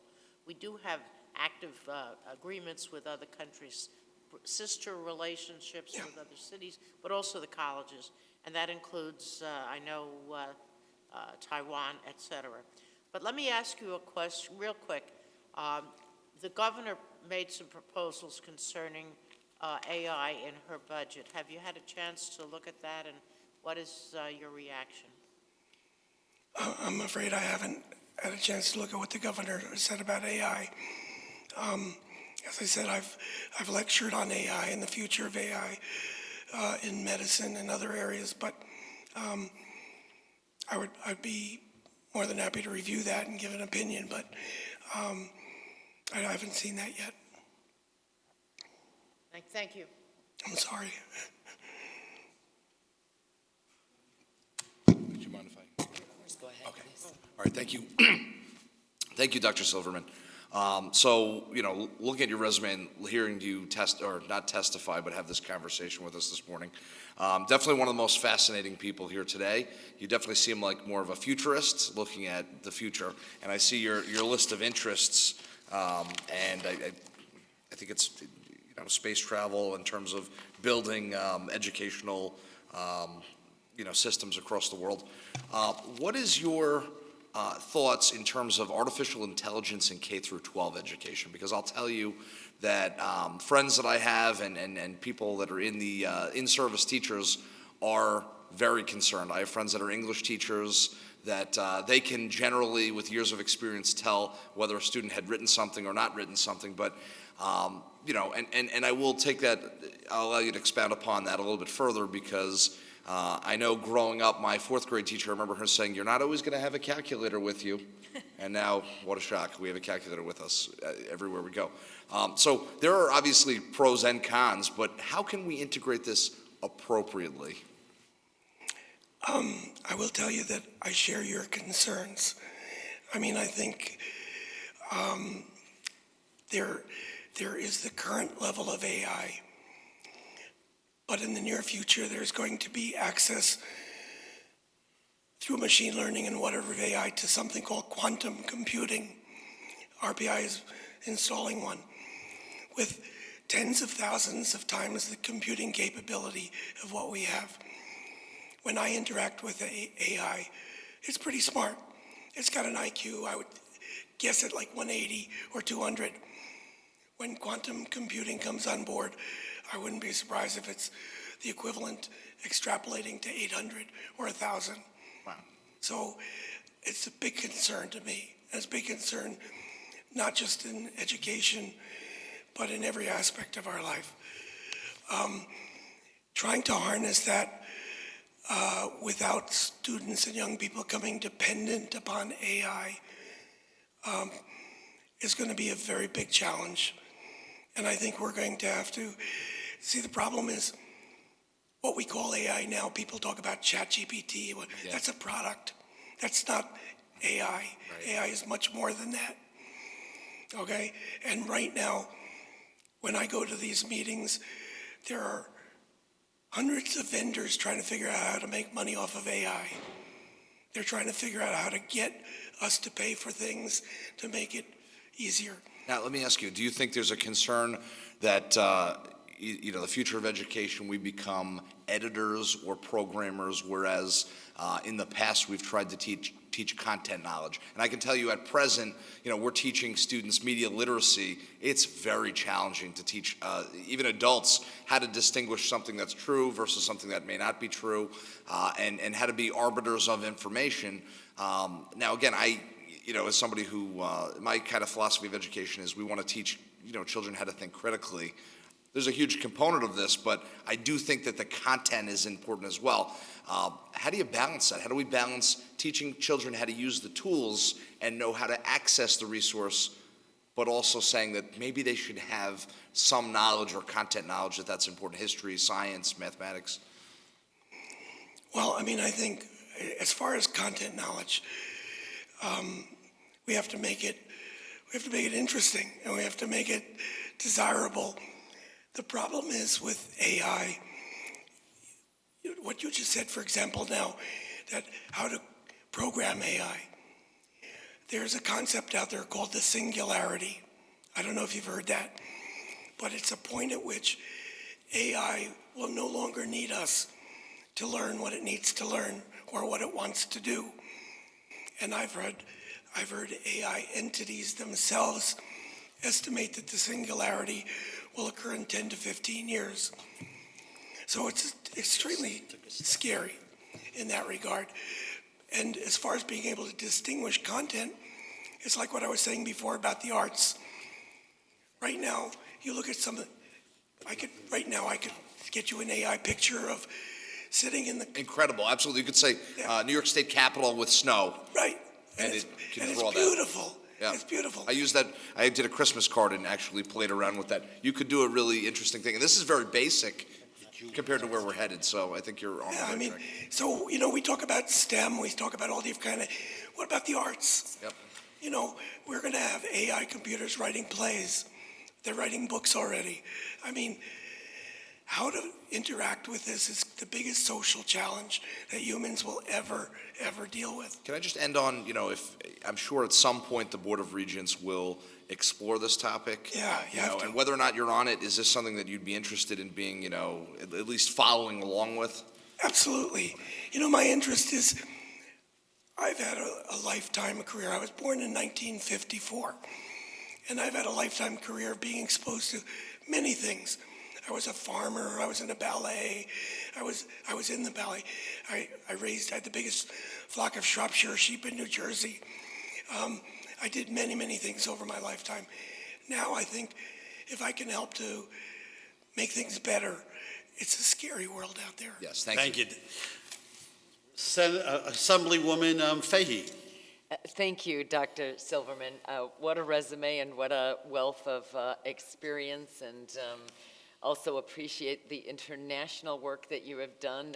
You're one of a few today that have brought before us just this wealth of experience. So thank you for even stepping up to apply for this, what is really such an extraordinary position on the Board of Regents. Can you talk about, there was a Blue Ribbon report issued last year, and I think it's the first part of it to talk about alternatives paths to high school graduation. And I too have come of age a number of years ago where we used to have a really tracking system, and VOC-ED was kind of labeled for those who weren't doing as well and were tracked into an alternative education. We've really tried to move away from that and focus on all children learning at their, meeting them where they are. Can you talk about how you might make sure that we don't repeat some of the errors of history if we do look to alternatives to the Regents exams the way the system is structured now? Yeah, I mean, I've heard a couple of things that really interest me. The one concept that I've heard has been the idea that the way we teach children is we give them a body of knowledge and we ask them to repeat it back to us. But that in actuality, what young people do these days, the most successful young people are the ones who can figure out how to access information rather than to repeat it back. And I've heard arguments about changing the way we test and the way we do, and there's validity to that. I mean, I remember being on the phone with one of our industrial clients, and he was asking me about a certain type of sludge and its toxicity. And while I'm talking to him on the phone, because I don't know anything about how to answer him, I'm doing my computer. And by the time I get to the part where I get to answer him, I had his answer, And Nowadays, we do depositions telephonically. I can look things up while I'm doing it, you know. So, in a way, that's one aspect that I think we have to take into account, the way things actually get done. The other thing that I've hear quite a bit is that we educate a student, we have them go get a college degree or something, then they get to the workplace and the employer says, he doesn't know how to do anything we have him do. He doesn't know, you know, what we need him to learn. It takes a learning curve to figure out how to do that job. And many employers were very reluctant to give up their baby boomers. Personally, baby boomers on the board of the American College of Occupational Environmental Medicine are in the way. They're in the way because, you know, we have to make changes that are very dramatic and drastic. And the older guys just don't get it. They don't get it, you know. So, sorry. I don't want to offend anybody, but... A few of us will try not to take that personally. Yeah. I'm not trying to offend anybody, but I'm a baby boomer too. I mean, whatever. But really, if we're going to survive, and that particular association, if it's going to survive, is going to have to make dramatic changes, and they're hard. You know, do they just have doctors, or do they let PAs and nurse practitioners in? Like, who's seeing all the patients? You know, so I think anybody that's on this Board of Regents is going to have to be open to dramatic changes and very different ideas because it's changing. Everything's changing. It's scary, but it's changing. And trying to figure out where we're going is a tough part. Thank you. Very, very well put and appreciate it. Sure, Thank you. sure. Dr. Baby Boomer Benedetto says thank you very much for being here today. Sure, my pleasure. Certainly have appreciated what you have said. They're well considered, and we thank you for your interest in serving on the Board of Regents. Thank you again, sir. We'll let you know how things turn out. Great, thanks Have so a much good for the day. opportunity. Thank you. Bye-bye Great now. job.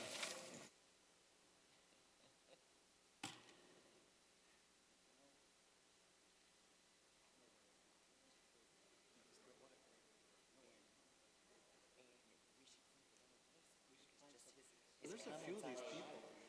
It was very good. We have a lot of really good qualified people. But just to set the bar.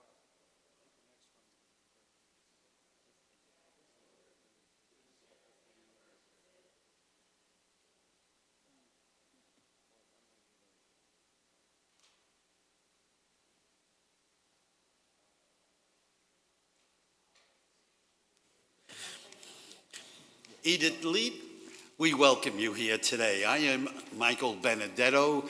I'm head of the Assembly Education Committee, and I'm here with my fellow legislators, in particular, to my right, Senator Shelley Mayer, who's head of the Senate Education Committee, and she's not there anymore.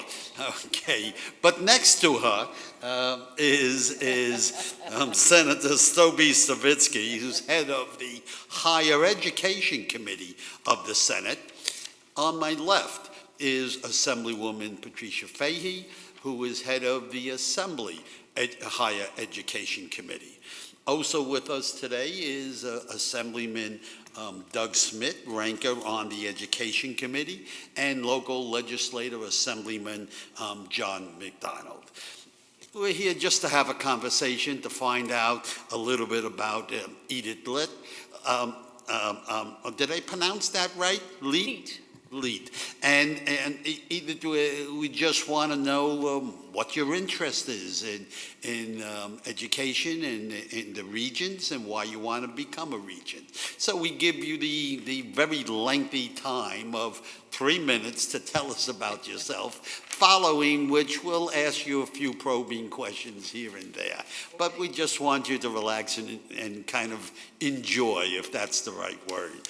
Thank you. Go right ahead, Edith, it's yours. And you don't have to give, we have all that information probably.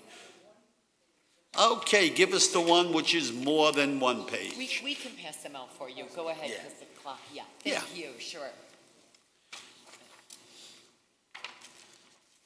Thank you. Sure. There you go, right. That's right. Okay. My education began in the city of Chicago in the public schools through seventh grade, half of seventh grade. Then my father died, and we moved to Oakfield, New York, which was a village of 1,700 people out near Batavia. And I finished high school there. So I had both a major city experience and a quite rural experience.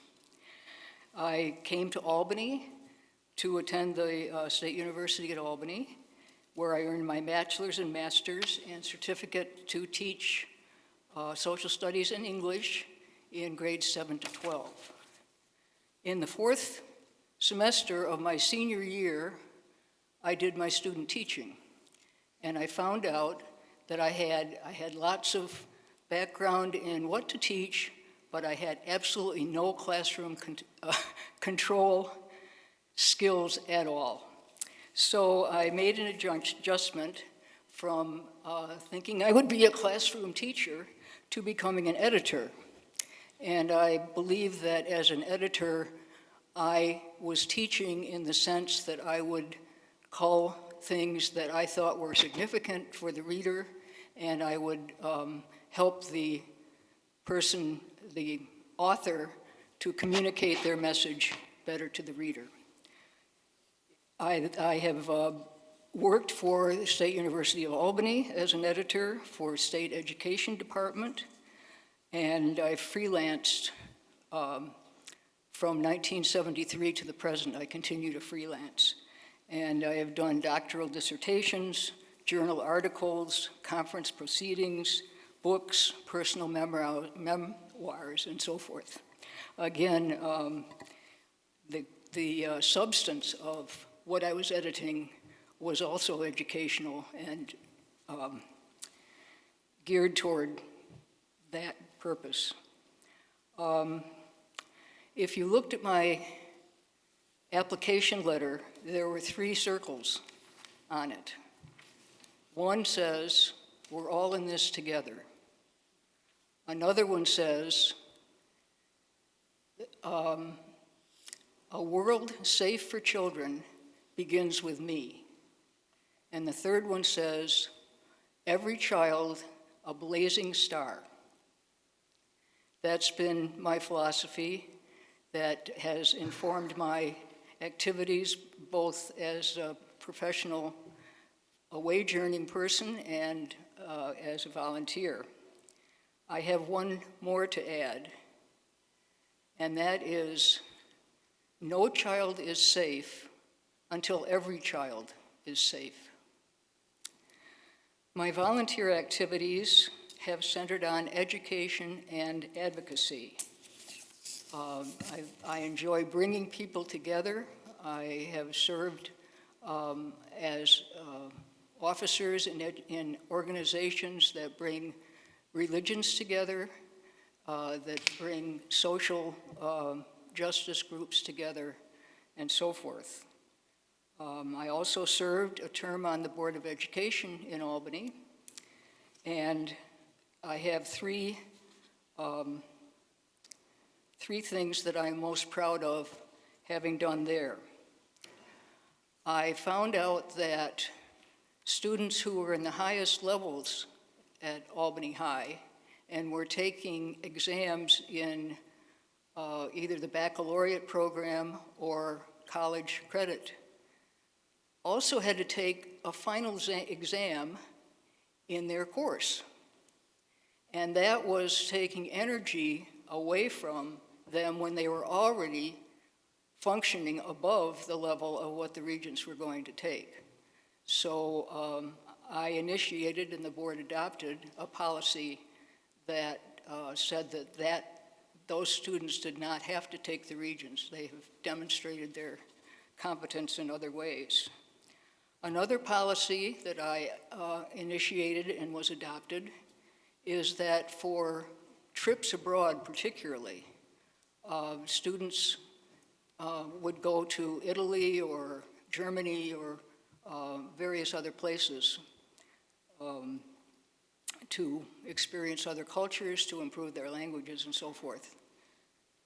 It was the effect that kids who had money got to go on the trips, and kids who didn't have money were left out. I helped make it a policy that any trip of that type would have to raise money so that every student who wanted to go could go on that trip. I feel very proud that I did that. The third thing I did was to start a program called Congregational Partnerships. That involved contacting members of religious organizations who, by their nature, are involved in education and social service kinds of things. And I had, if they signed up that they wanted to be part of this partnership, there was a long list of activities that they could do. And it ranged from individual tutoring to coming in and helping people with other languages if somebody had that facility and so forth. We had, I don't know if you're familiar with the Wizard's Wardrobe, but that was the result of a congregational partnership that started. Ms. Leach, let us ask you a couple questions. Okay. Okay, and let me begin with Senator Mayer. She might have something for you. Thank you very much, and particularly appreciative of your ecumenical work and your work to build partnerships between faiths, and also the things you're proud about when you served on the Albany School Board, particularly trips. So, question for you is, I know you've done work with SED and you're familiar with them, but I'm sorry. with the State Education Department. Yes. But do you follow the regions? Do you know sort of what the most recent issues they've debated or enacted policy? Have you watched any of their meetings over the last year? I have not recently. I attended board meetings when I was on the employee. Oh, when you're employee, yes, okay. Yeah, I have not. My great interest is in pre-K through 12th grade, and I know you serve on the Albany School Board, and you've done some other work in that space, but have you been in a elementary or middle school or high school? Have you visited any in the last few years? Yes. Which ones? Arbor Hill, Albany High School, one of the charter schools. I was a mentor to a student from Arbor Hill in 6th grade. I stayed with her. It was only a one-year commitment. I kept in touch with her. She now has 3 daughters, one of whom is almost through college, another one is in college, and the third one is smart as a whip, and I imagine she will go to college also. And that's been a personal... Good for you. One of the issues in Albany that I've been concerned about is a saturation of the charter school community, not because of opposition to it, but because it has a fiscal impact on the Albany School District, and there's a very heavy saturation here. Mm-hmm. Do you have any views on that issue? The charter schools originally were meant to relieve the administration of some of the restrictions of the public schools so that they could innovate. And they then provide their findings about better ways of teaching to the rest of us. I haven't seen that happen. What I have seen happen is that charter schools start, and then some of them don't make it. And when they don't make it, because they aren't serving the children well, then those children who haven't been served well come back into the public schools. And of course, the whole financial issue and the whole emotional issue of the charter schools. Don't tell me where I can send my kid, or you aren't helping him, I'm going to go where they will. I think that's hurt the district in general. And the children who went to schools that failed have certainly been badly hurt. No, thank you very much. Thank you. Appreciate you coming forward. Assemblywoman Fahey. Thank you, Ms. Leach, and thank you for your service, not just on the school board, but your service throughout, especially the ecumenical service that I'm quite familiar with. I didn't know that your work helped launch Wizard's Wardrobe, which is just Yeah, that was such a wonderful program. So I wasn't aware of the connection, but tremendous. So following up a little bit on Senator Mayer's a question. In terms of what the current policies are now and the breadth and the broad role of the regents, we face some really urgent challenges, particularly with the academic slide we've seen since COVID at the national level, as well as right here, absenteeism and more. What do you see as some of your interest in serving on the regents? How do you see an ability to affect systemic change, and what do you see as the urgent policy priorities for the regents? I think that artificial intelligence and the explosion of technology is creating a whole new world for students, and we need to address that thoughtfully. Now, with the internet, a student can learn anywhere, all over the country, but we need the local school to facilitate that student's opportunities. And I think we could have an individual education plan for every student based on his talents and abilities. Again, that would take a policy that this should happen and the financial resources to do it. But I have relatives who have demonstrated that they could handle college work at 9th grade and have gone on to do that, or they wanted to have a 4th year of French, and the school didn't offer a 4th year of French, so they could go online and take it. And when my daughter was in Albany High, she had a group who wanted to learn German.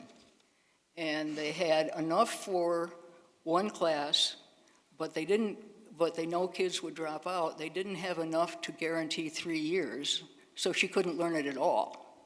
That wouldn't happen now. That wouldn't have to happen if the school has the capability of connecting those students with a program that could do it.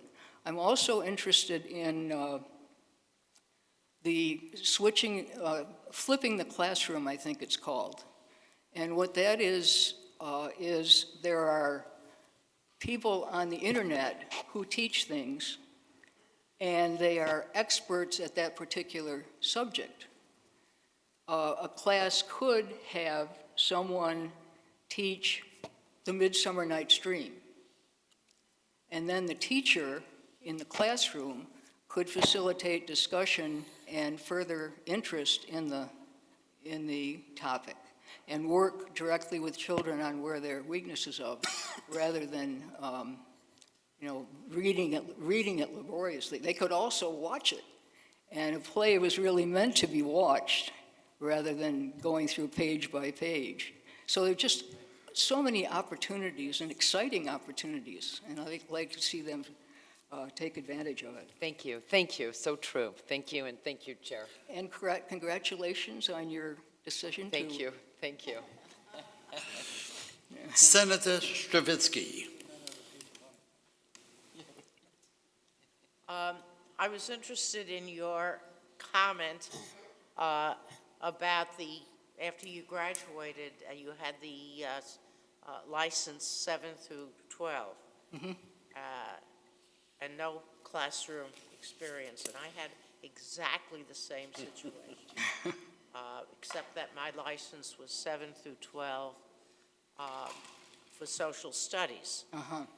But after an interregnum, a period, a couple of years when I worked for an insurance company, I went back and figured I could probably do it. If I had a good, at that time they were, in New York City, they were called chairmen or chairwomen of the department. And I did, and I taught for quite a number of years.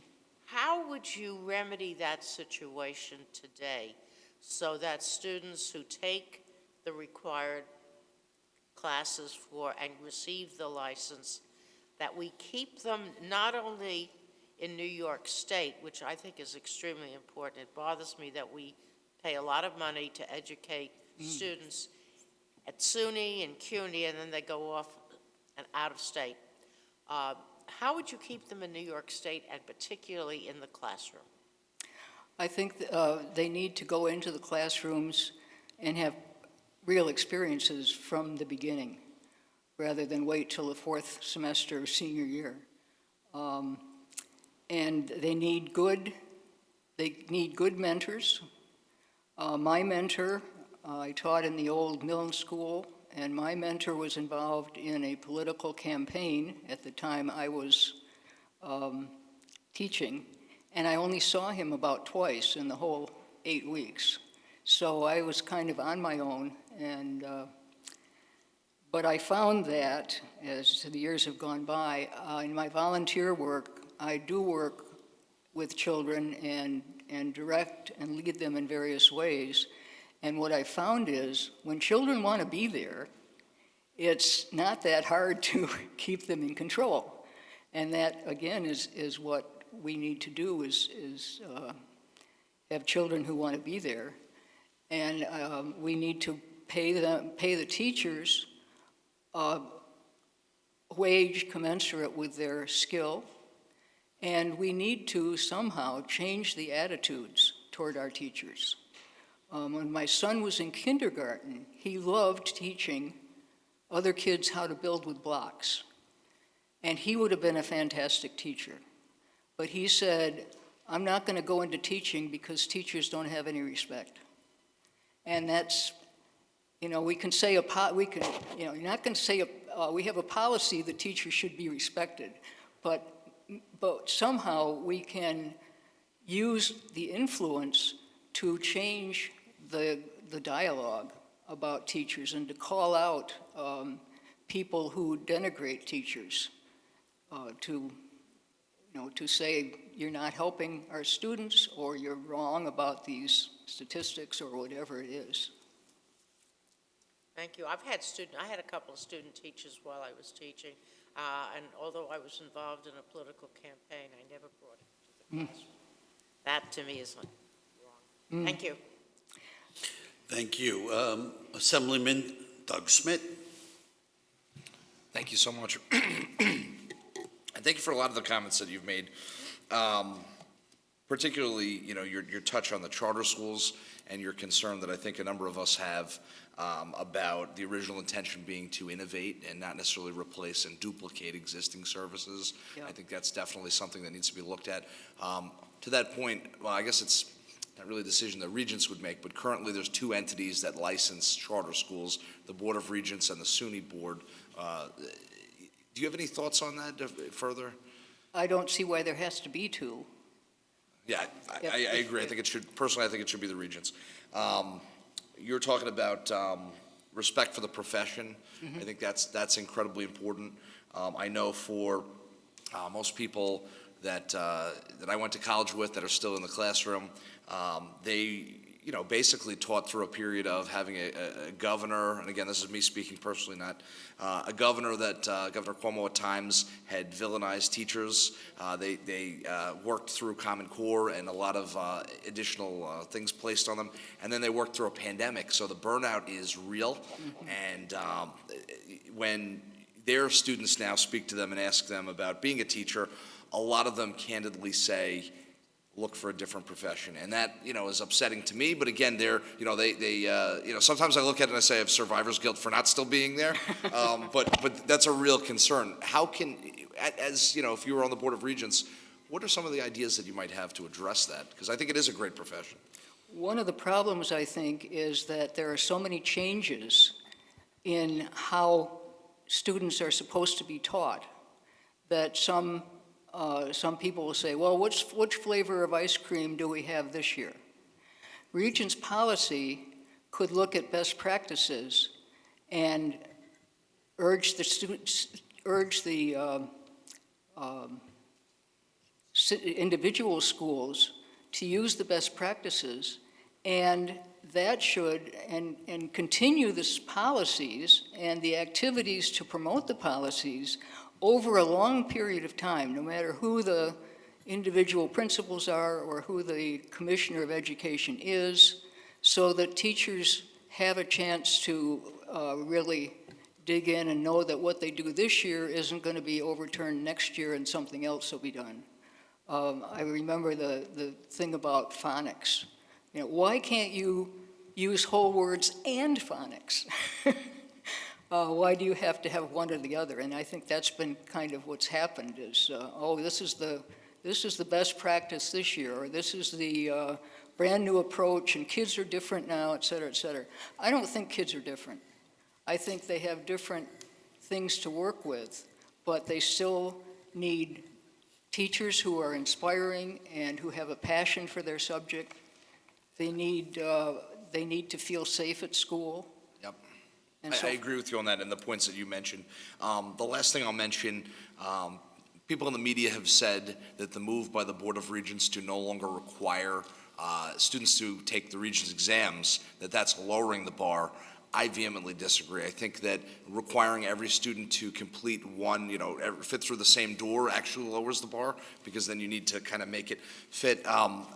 What are some thoughts that you have? And you did touch on some of them, but not just career, not just additional pathways, but the fact that, to maybe build back where a Regents diploma or an advanced Regents diploma were something really significant and an achievement, and then while people could do careers, technical and other. With an individual education plan, you could set up a plan for an individual student that may or may not include the Regents, and that may or may not be appropriate for the student at that time. But if you also have opportunities for the student to go on to a higher education or more technical training or whatever, then you haven't cut off the students' opportunities the way it used to be. Thank you so much. I appreciate it. Ms. Leith, I thank you very much for coming here today. Your comments were well taken, and we appreciate you just even applying for the Regents and the great honor that means. We appreciate it. We hope you have a good day, and we will let you know as soon as we come up with some sort of a decision here. Oh, okay. Thank you, and May I have a nice day. May I ask a question? Sure. This is for the Albany position. Correct. There are also at-large positions. Is this interview for all of those, or is there, because there was no indication on the application that You came here today, and we understood you were coming here with the application for the Albany region, but we'll also consider you for at-large as well. Okay, I appreciate that. I thank you for your time. Just to be clear, it's 6 counties, not just Yeah. just Albany County. Yeah. It's 6 Right. counties. Okay. Thank you. Have a good day now. Thank you. Bye-bye.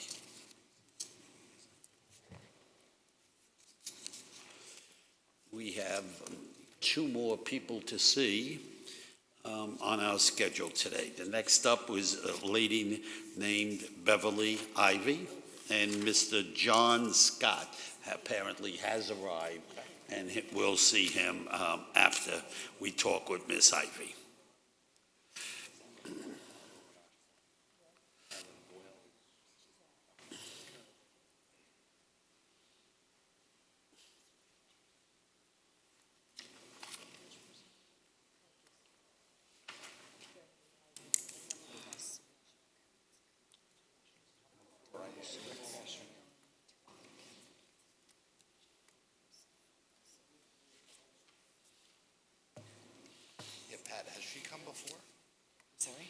Has Ms. Ivy come before? The name sounds very.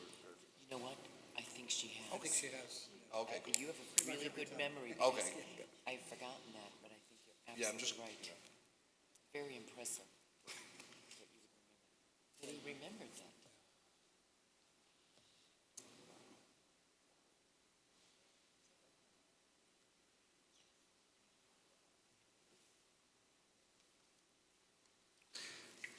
Ms. Beverly Ivy. Hi, good Welcome. afternoon. I am Assemblyman Michael Benedetto, and I'm chairman of the Assembly Education Committee. I'm here with my fellow legislators, including Senator Shelley Mayer, who's head of the State Senate Assembly Committee, as well as Senator Toby Stavitsky, who is head of the chairperson of the Senate Higher Education Committee. Also on my left is the Assembly Higher Education Chairperson, Assemblywoman Patricia Fahey, and I have with me Assemblyman Doug Smith, who's the ranker on the Assembly Education Committee. And lastly, but not least, he's a good man. He's Assemblyman John McDonald, who is a representative here in the Albany region. We thank you for coming forth. Thank you. We want to know a little bit about you, and we've allocated you about 3 minutes of time to do that. Tell us about yourself, why you want to be a regent, and then after which we'll have a few questions for you, most probably. Absolutely. Thank you. Thank you very much. I need glasses only for distance. Most people need it for closeness, so that's why I'm taking them off, so I have my notes and things of that nature. Well, first, I'm Beverly Ivy, and I was born and raised in New York City, most specifically in Harlem and on the West Side. I am a proud product of the public school system of New York City, starting with my kindergarten teacher, Ms. Singer, and all the way through the college-bound program at Louis D. Brandeis High School, which I attended. I hold following degrees, a BA in elementary education from Pace University, an MBA in marketing from Long Island University, the Brooklyn campus, and a PD, which is a professional diploma from St. John's University, the Jamaica campus, which gave me my certification and qualification to be a school district administrator. And from there, I graduated, as I say, from Pace University, but when I was about to graduate, there weren't any teaching jobs at that time. So what I did, I took an elective course in typing and shorthand and landed a position in the advertising agency as a secretary. I worked my way up in the secretarial arena from talent payment, print production, and then later got my MBA through that program that they had, which was a 75% tuition refund, and I took advantage of that. I left the ad agency and joined J.C. Penney's buying office and worked there in Manhattan for a number of years. And then in the early 1980s, a report came out called A Nation at Risk. And they were talking about the challenges that schools were facing, most specifically the mediocrity. So at that time, I left J.C. Penney, teaching jobs were opening up. I subbed for a while in New York City, and then I took a sixth grade position at PS 145 in Manhattan. I taught sixth grade for about 6 years, and then as I was going into my other year, I got information about a Regents Management Minority Fellowship Program right here in New York State. I applied, I was accepted, along with 8 other people from diverse backgrounds. With that fellowship program, it opened me the opportunity to learn more about education throughout the state of New York. I worked in various departments, and then I landed a position in the Social Studies Bureau, and that's where I worked for a number of years, working with writing the social studies exams, or the Regents and Regents competency.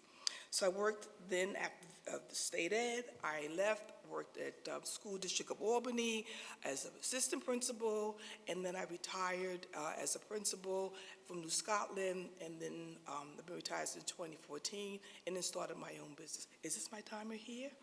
Oh, okay, all right, okay. So I signed up the application to become a regent because I'm interested in being a part of cutting edge, learning more, and I feel my breadth and depth of corporate and education will make me an excellent candidate for regent's policies and just learning more about what we do. I think my time is up. Okay. I can always come back if you have questions regarding Sure. what I did as the Regents Management Fellow.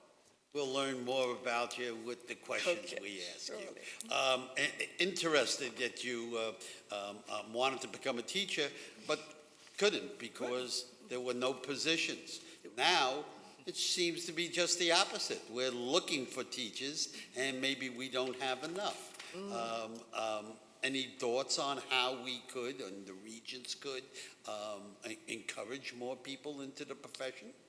One of the things about teaching, for me, why I wanted to become a teacher is that my grandmother was a teacher for first grade in Virginia, and that inspired me. I always knew I wanted to become a teacher.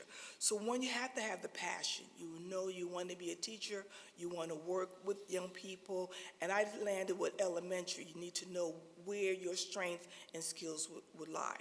I think to attract people for education or for teaching here in the Albany area, teachers need to know that they're valued, that what they have to say is important, and really listen to them. Other than having meetings or more programs or curriculums and things, because sometimes teachers say, well, this too shall pass. So I think hearing them, hearing their value, and also giving them, I think, here in the Albany area, perhaps maybe housing availability or programs where you can afford to be here and live in the area, activities that you could do outside of teaching, entertainment, things that will make Albany attractive. I'm just speaking here for the Albany area, so that you would be here. And also payment. I know people speak of pay.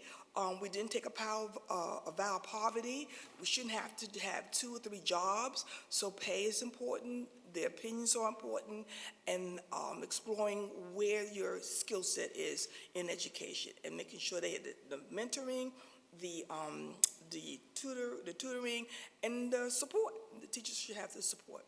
Thank you. Senator Mayer. Thank you very much for coming. Thank you for all the years you put into schools. 2 questions. One is New Scotland and Albany School of the Humanities and Giffen.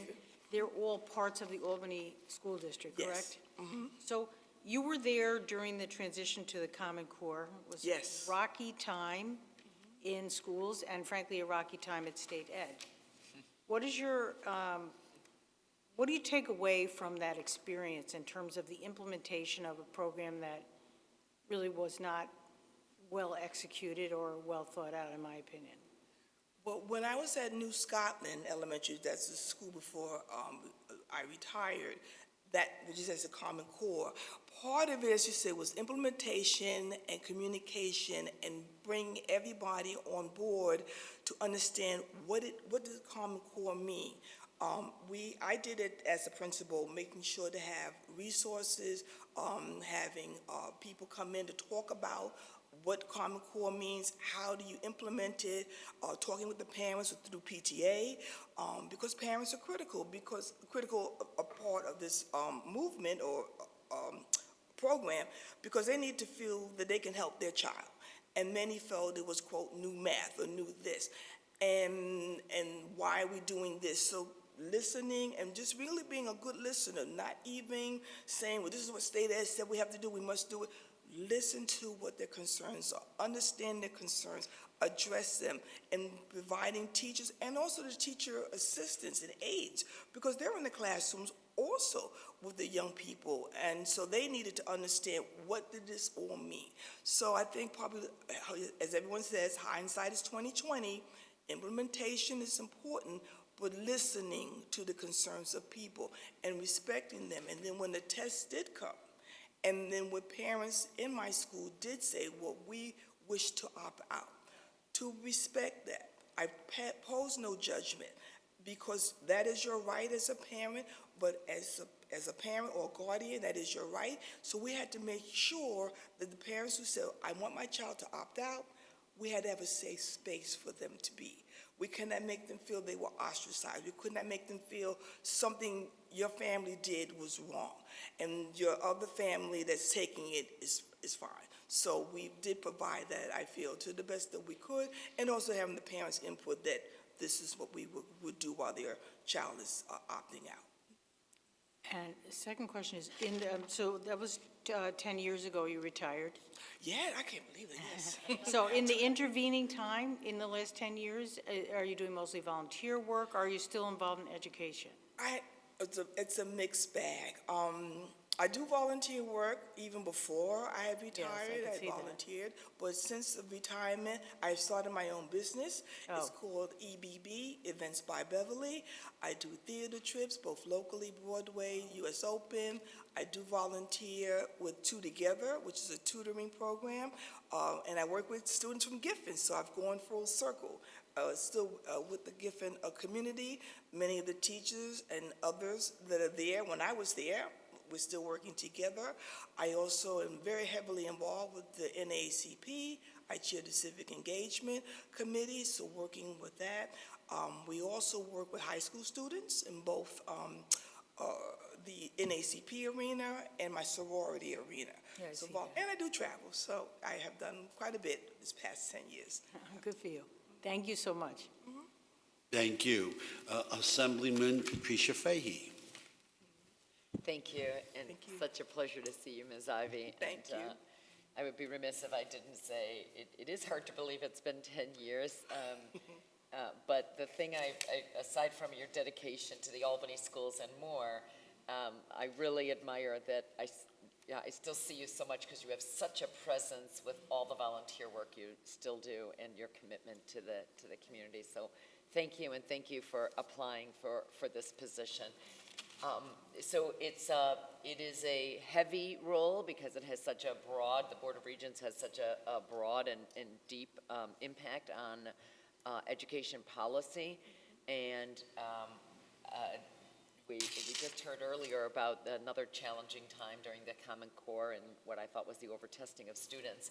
But now we have yet another challenge with the academic slide since COVID, as well as record levels of absenteeism, not just here in New York, but across the country. What do you see as policy priorities? Where would you like to hit the ground running? And what do you think would be the most effective in terms of systemic change for the schools? Well, what I would like to hit the ground running would be with the new Regents conversation of it being optional. I think students have more than one way of presenting their performance and assessment. Yes, I did receive a Regents diploma. Yes, I had a Regents scholarship, but you evolve, education evolves, students evolve at times, so you don't want to be stuck with, yes, I did something for 25 years, but I had the 1 year repeated 25 times. So I think being in that conversation, what does it mean to have a Regents diploma? What does it mean to be optional? What does it mean to be performance-based? Students can demonstrate through art, through oral exams, oral writings, essays. It's just so much that a young person can do to express that. You have to have those criteria and the benchmarks so that we are making sure they are being measured and that they are equal to, if you decide to go the Regents avenue. When I was at Bell Sherman, I was a principal there, and they did performance-based, and it was elementary school, and that's the way they wanted to see how the students were actually doing, and their report card was not A, B, and C. They wrote a narrative. They wanted a full picture of the student, but this was Bell Sherman, and it was in Ithaca, and in the school and the principals, the superintendent, they supported that, so they allowed that to be done. So I've seen that happen. So I would say certainly the talk conversation about performance-based and what that means, and that it's not lowering the standards, because there cannot just be one way to show excellence. There's many opportunities and ways to show excellence, so I think it's just broadening the conversation, getting more people involved, and also, we have to remember, working with the teachers, and how does that impact, how do you learn, and if it's going to be the high school, don't forget my kindergarten, first grade, getting them ready, understanding. I used to do plays a lot. When I was in New York City, I wrote plays, and we would perform the plays. Amazing students who you didn't think would be the one to be in the lead role audition. You never know. So it should be available to all. Thank you. You just hit on another question I've been really trying to ask about the optional regions. Again, I came of age when there was a tracking of students. For those that weren't performing as well, they were tracked and sidelined, if you will, and the race to the top a couple of decades ago really said, we're going to start measuring, and all students need to meet different bars or a certain bar. How do you avoid repeating history if we make regions optional? Again, absolutely. I came of that age too. I came of the age, again, I'm born and raised in New York City through the New York City public school system. And I remember hearing people say, I'm not going to go to college, I'm going to go here, I'm going to go there, and people being tracked. There was a vocational school in New York City. As I said, I went to Brandeis. I was in college bound. For me and my family is going to HBCU schools, and so my family tracked me to college. So that wasn't an option or question, but they tracked us. But we don't want to fall into, as you say, with the vocational track or the Regents track.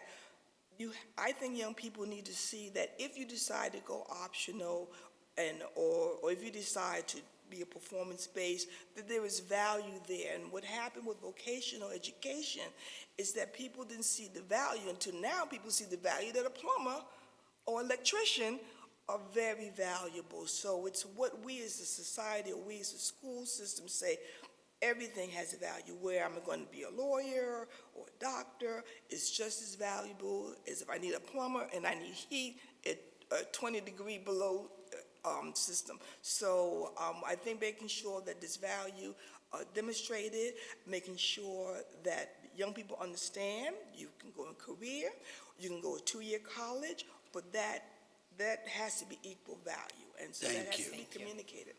Thank you. Senator Stravitsky. Hi, good afternoon. Thank you for coming. Did I hear you say you went to Brandeis High School? USD Brandeis, okay, I can't think on of the principal. west side? West 84th Street between Columbus and Amsterdam Avenue. I went to PS9.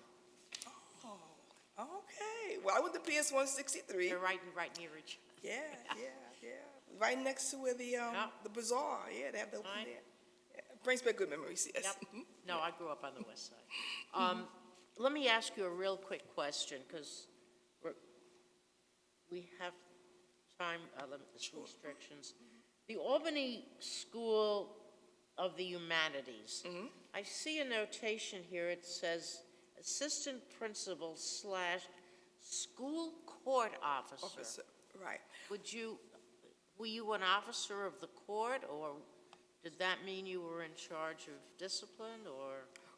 I had a two-tier role. I was at Giffen as an assistant principal, and then I was transferred to the Albany School of Humanities, where I worked as the assistant principal under Rosalind Ash. When she retired, another person came in, and the superintendent at that time said that they were phasing out assistant principals, but because of my tenure and status, he said, well, we're not phasing out Ms. Ivy. And we had a good working relationship. So he said, well, what I would like you to do is still hold on, still be here as assistant principal with all the duties that assistant principal does, which is administration and book discipline and day-to-day. But I also became what was called a school court officer or school court adjudicator. And what that meant, that 2 days out of the week, I would go to Harry Gibbons School, that's where it was housed, and unfortunately, our young people would get disciplined and be suspended.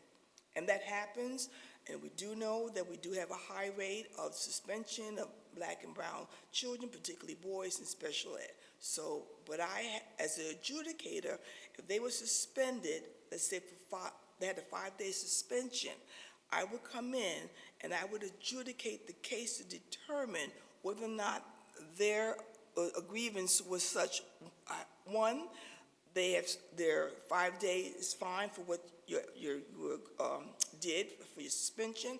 2, you may have to go to what was called at that time alternate setting because it was so egregious, your act. Or 3, your suspension was fine, in terms of the 5 days, but we feel you should have more support.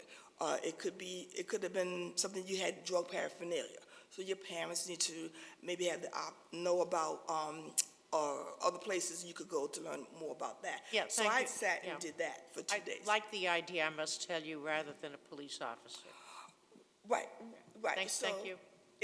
I'm not, of course, I'm not a police officer, but what it was that when a young person came because the school said suspended, I had to read what happened. I had to have witness statements. I had to review the cameras if there was anything, on file from that. I had to have statements from the teacher. I had to have statements from the school. And I also had to be sure that when a child comes in, they must have their parent or guardian there. I mean, they're all in the age, so the parent or the guardian comes in, and then we review everything. And then a determination is made. Because one of the things I find, and I will stand with this, a young person doesn't come to school, in my opinion, to get up and go and throw the chair. You didn't wake up that morning to decide that. Something led to that. And that's me as the school court adjudicator officer, although was not in the building when the final act happened, we need to learn what led to that. And so to help parents or the guardians get the resources and help. And sometimes the 5 days was fine. It was over and that, and sometimes it might have been egregious enough. You could not go back into the building until what had happened was fully addressed. Thank That's you. why I sat as the court officer for that. Thank you. Assemblyman Doug Smith. Thank you. As I'm looking through your resume and hearing your testimony, I really like what you're saying, because you're talking about helping children, helping families, involvement. I like on your resume, you're talking about major accomplishments, which for me, looking at this, I like to see what you would define as a major accomplishment, because that could be different person to person. And I see you're talking about, bring your children to school for breakfast, mix it up lunchtime seating with 5th and 6th graders in elementary school, being involved with the PTA, a Success for All Curiosity Corner reading program, Math Trailblazers. So I really like that, because I see that clearly you find it a priority to get kids engaged and to have parents engaged. I've found that people who are school building administrators, sometimes they'll go off to district office and hate it because they don't get to see exactly the work that they do. How do you think you could bring this hands-on experience that you have to the Board of Regents? What are your thoughts? I would demonstrate and show how hands-on experience is very important, because what happens, many times people say, well, they're an administration in the Ivy Tower. And unfortunately, sometimes people who may be in those Ivy Towers have not been in the classroom or not been on the boots on the ground type of thing. So I would encourage, as a region, visiting the school, this would be my area. In Albany, I would not stop visiting, stop being a person, having parents and guardians understand what is a region, what does a region do. That kind of engagement is so important, because many may not know it anymore beyond the test, and that's it. So I think certainly being in the community is important, being visible, giving information. It's not unlike what I do with the NACP, civic engagement at the high school. I think taking all that I do. It's very natural for me to be engaged, very natural for me to work with people, very natural for me to learn and listen to what people want or need and have asked for. So just continuing on what I do. I want to say, and you brought up about establishing different things as I said, accomplishments. I read and I involved and maybe belong to organizations. So I read to see what other people are doing. This, I don't want to think this just came out of Miss Ivy's head. Other places were doing it. Go to meetings, see what they're doing, see how it fits with your community, your building. So take the best from everyone, and so that's the accomplishment, and let the community know. I love it. I think that's a good way. I think that's a lot of good policies come up, and things that maybe you didn't think would work are counterintuitive, and they work great. They work. You're talking about when we're talking about tracking to college. So you said you had in your personal life Yes. people encouraging you. For me, I was the first one in my family to go to college. We grew up broke. That might not be the appropriate word, but my parents did well. But my mom's a bookkeeper, dad's a mechanic. We weren't really thinking about going to college. I always wanted to be a teacher, so that was, and I had a college close by. That's where I ended up going. How do we improve? Because, people that don't have those role models in their lives, and again, my parents emphasize that. My dad is a mechanic. He always says that if his mom had let him drop out of school, high school, he probably would have, and maybe he'd still be a good mechanic. But how do we, at the Regents level, ensure that young people who may or may not have that influence in their life, how does that trickle down to the building level? What are your thoughts? I think it's important for young people to see people in various roles.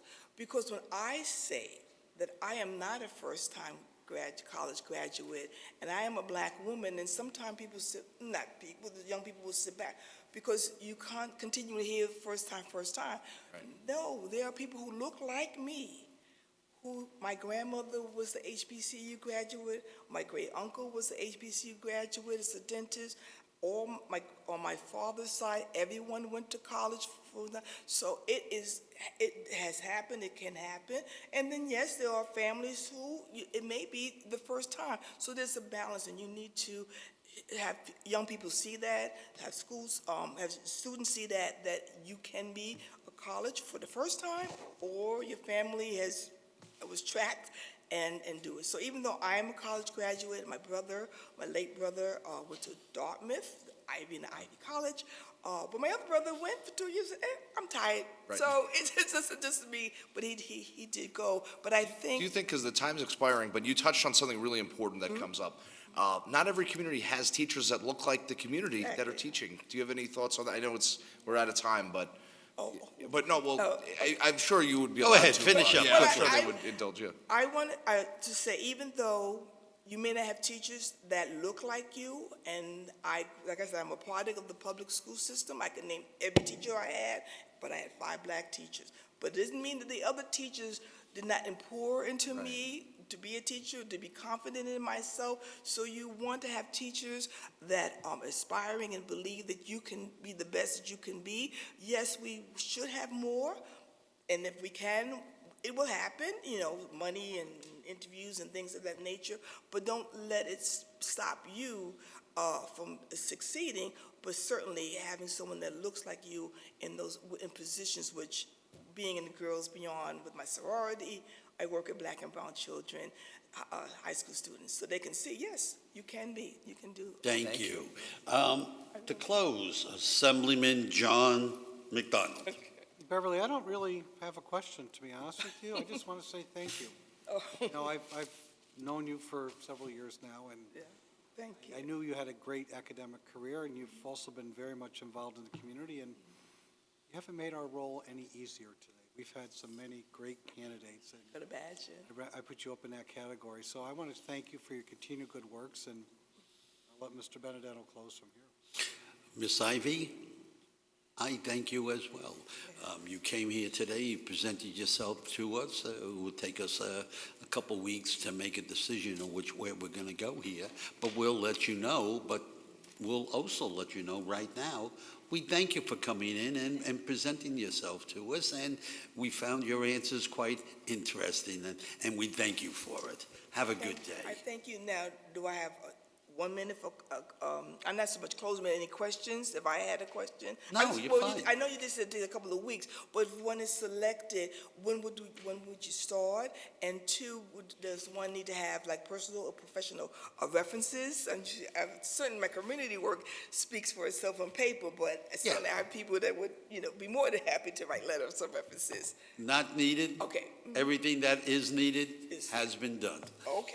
Thank you. Have a Thank good you. All day. right. Thank you so Thank much. you. Good to see you. Thank you, same here. Thank you for picking up. Begins right now, yes.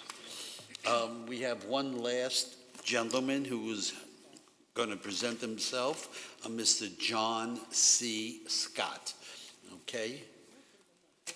We're more or less on schedule, yes. Couple dropouts. Dropouts help. Yeah, absolutely. Are they officially out or not? Well, apparently, they're officially out.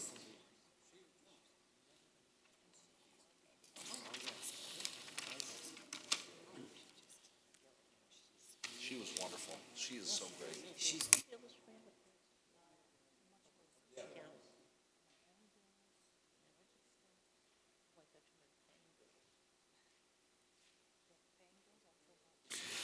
Mr. Scott, we thank you very much for being here today. I was schooled outside that I only have 3 minutes. So can I stand while I deliver this? Hopefully I'll do it quicker. Please, sit down and relax. That's all. I just want to say thank you for coming in today. I'm Assemblyman Mike Benedetto. I had the Education Committee as chairman. Good. Okay, we're sitting with other legislators, including Senator Shelley Mayer, who heads the Senate Education Committee. Next to her is Toby Stavitsky, Senator Stavitsky, who is the Higher Education Chairperson. And next to me, on my left, is Patricia Fahey, Assemblywoman, she heads the Higher Education Committee in the Assembly. Over here, we have Assemblyman Doug Smith, who's a ranker on my committee, on the Education Committee. And then local representative at the end is Assemblyman John McDonald. That's the panel. We're here to listen to you as to what your views are on education and why you want to be a regent. But it's a casual conversation. You don't have to stand to present it unless you want to. And yeah, we give you 3 minutes. Tell us a little bit about yourself, why you want to be a regent, and then afterward we'll ask you a few questions as might appear in our mind. Great, thank you. You're on. Go ahead. Okay, good.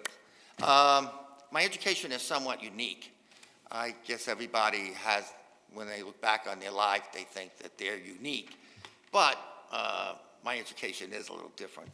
I attended Milne High School from the years about 1969 to 1974, which was run by the School of Education of SUNY and headed by a very nice gentleman, Dr. Theodore Fosdick, which I don't know if any of you knew. He was quite a interesting and proficient educator, as were most of the teachers at Milne.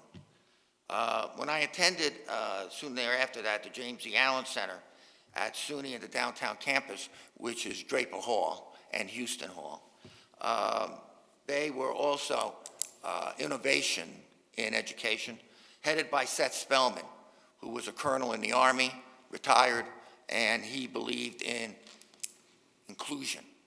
We're going back to the time of the 70s and early 80s when Senator Brooke, for instance, in Massachusetts, was very instrumental in the movement to include other people in the education system.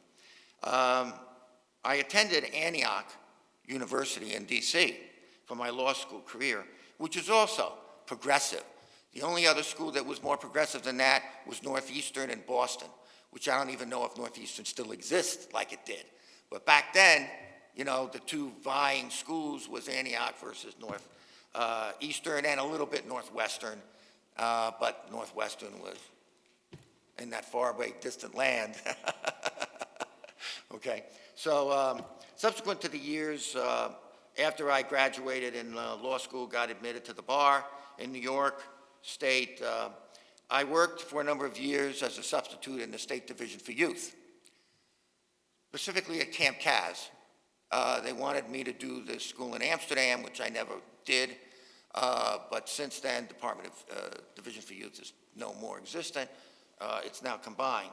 I had quite an education at Division for Youth. I found that the students there from the inner city, especially New York City, who were the drug runners, could not do math. Or I could say they did do math.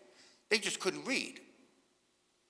So if you could have the students in the Division for Youth back then teaching other students math skills, you'd have a tremendous resource that was just not used. Not used. I never understood that. It was operated to a point like a prison. I had like 2 or 3 guards in my class and outside because these students just couldn't handle a regular school because they felt so inferior and so out of it, out of place, when they could have helped all these other students in their math skills. They did it in their head. I mean, I couldn't do it, okay? I had taught driving, defensive driving, also in-car driving, since the mid-1990s. To this day, I spoke on behalf of the owner of the Empire Safety Council program out of New York City and Long Island, which is now the largest defensive driving program in the state, about 2 years ago, because he had a hernia operation and was down in Florida and couldn't make it up. So he said, John, you were one of my longest tenured people teaching my course. Can you make it down to the State Assembly and Senate, and I'll have you work with my lobbyists, and you can do a speech there. And sure enough, I ended on C-SPAN for 2 or 3 days, and then they took me off, which I didn't understand. I thought I did a good job on C-SPAN. Anyway, my goals. Enough said about me. I would encourage student participation in education in non-traditional methods. Similarly, Milne, where the students help educate the student teachers. And before that, the method students, which were the second-year undergrads. We actually made them feel more comfortable in front of a class, stroked them, worked with them, and they worked with us. We had very few people that left Milne. Very few. And most of them went to higher ed. They had not only, wealthy families, but they came from poor families, especially in the later years of Milne when I was there, going to like 72, 73.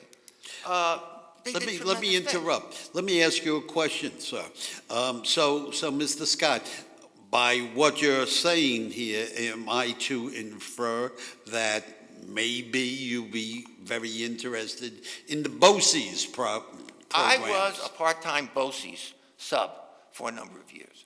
And I was interested. I am BOCES, interested in BOCES. They do very good things, even though, again, they don't use the resources that are present. Okay? I'll give you another example. Carl Sagan used to say, we're all made of the same stuff, right? Okay. That goes for children. That goes for adults. That goes for our elderly. Okay? We can all work together to educate each other in what we're best at educating with the resources that we ourselves have, which is not really used as a resource. We did it in Milne. We did it at the Allen Center. We did it at Antioch. Who do you think represented the indigents in D.C.? They didn't have a public defender. It was the students under the auspices of the lawyers who were there, and I learned a great deal about family law. I learned a great deal about handicapped. I was at St. Elizabeth's for about a year, so many hours a week. I never would have learned that unless I was there, okay? Let me interrupt again. Senator Mayer, do you have any questions? I have a question. Thank you, and I understand from your resume that your history on education, but you spent professionally the last few years as an attorney. Yes. Oh, more than a few years. Well, several years, right. Yeah. So in the time now as an attorney, putting aside your past education experience, have you been involved with schools or the the institutions that are regulated by the Board of Regents? In the last 5 years or so, Yes. 10 years, I have not, except for my defensive driving schools, Yeah, I understand which that. I but- have. No, I Uh, understand. Yeah. But I want to just mention one other thing, because I don't know if that 3 minutes is tick, tick, tick, tick, okay? But I have 3 dogs from the ACCA, SPCA out of New York City. One was out of Manhattan, another one was out of the Bronx.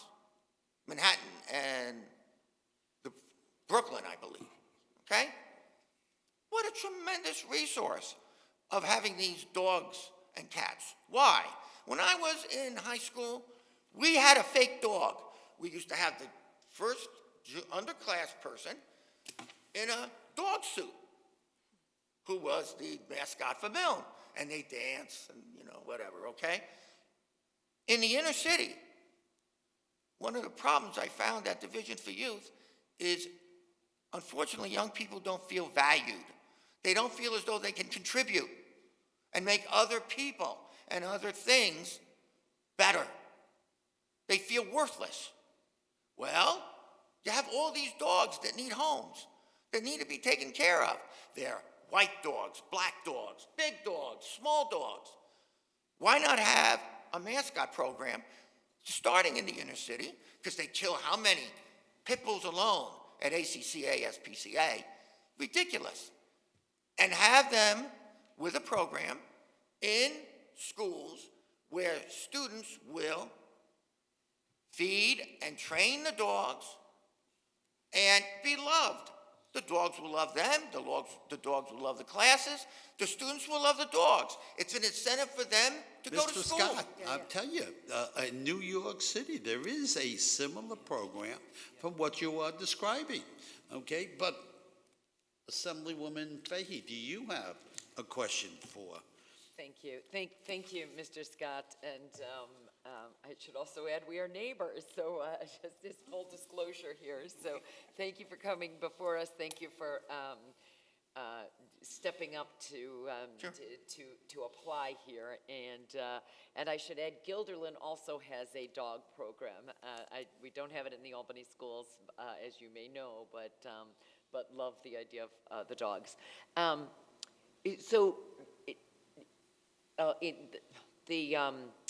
This is a broad and important role on the regions. We have had what is referred to as a tremendous academic slide due to COVID, post-pandemic, as well as academics and absenteeism around the country. What do you see as one of the top priorities, and where, if you were able to hit the ground running with the regions, where do you see an ability to make systemic change? First, having students want to go more to school, feel as though they are making an accomplishment more in the school program themselves, that they're valued. The way to do that is to encourage them to be there. In a lot of schools, we don't have that. We don't have the programs. I mean, we have a DARE program for anti-drug, but we don't have the students actually going to the hospitals like they used to and seeing the results. Having students work with some of these people who are ill, what a resource. We'll get a lot of students that want to be nurses and doctors and social welfare people, social services people, exactly the people that are needed, really. I mean, you're speaking of the standards going down. We now have, movement against the unions because they say unions are being paid too much and they don't have much, influence on education. I mean, this would be a way for them mirroring some of the programs that they themselves had 20, 30, 40 years ago that were highly effective and did a very good job. Okay? It was a disaster to have Milne closed. Little disaster. The Allen Center was a tremendous resource that was lost. They had me work with the then Dean of Criminal Justice and Fabian Palomino, if you know who Fabian Palomino was, special counsel to the governor under Cuomo as a Mario, to get people to do more with less. the governor's, one of his big things back then was do more with less. So Seth Spellman said to me, John, I need something that is innovative, that is new. Don't just give me normal stuff that you see on TV. Who cares? So what I suggested was, you have some of the prisoners work with some of the contractors to help build some of the jails that they needed at that point. Because Cuomo was saying, well, we got to build all these jails and all these jails. And we could then reduce the amount of money that was being spent by the state, do more with less, and also bring some of the people in jail to be masons and contractors and electricians. And I had a meeting with Fabian Palomino in the lieutenant governor's office at that point. He was, Mario Cuomo was running for governor. And what he looked at me was, he said, John, great idea, but it won't pass with the unions. And I said, well, you could try some of it. And he says, I'll think about it. So what did they do? They put these rail cars and sent them up to central New York, where they finished construction of them. So they did like a third of kind of my idea. I never got credit for it. Other people did, which, I was a kid. I was in my first and second year at the Allen Center. So I was 18 years old, okay? But I felt wanted. I spent all this time making calls, went down to D.C., spoke to some people at DOT. I mean, it was great, Partially successful. And that's something to be said about that. Mr. Smith, you have something you may want to ask. You know what? You actually touched on some of the ideas that I was going to ask you, so thank you. Thank you. The other thing is there was a guy in the late 70s, early 80s. He wrote a book. He was in inner city New York. He was an Italian gentleman. And his teachers thought he was going to end up to be nothing. Nothing. Why? Because he had nothing. His family had nothing. He ended up going to Harvard Law. And what he wrote at the end of his book was, in the heart of every young person, there is spiritual promise. I thought about that. It's like, we're all human beings. We all want to contribute. Even a dog and a cat wants to contribute. They want to feel wanted. They'll be the greatest watchdogs around. If they can, they just have to be taught. Okay? Mr. Scott, I thank you for coming in today.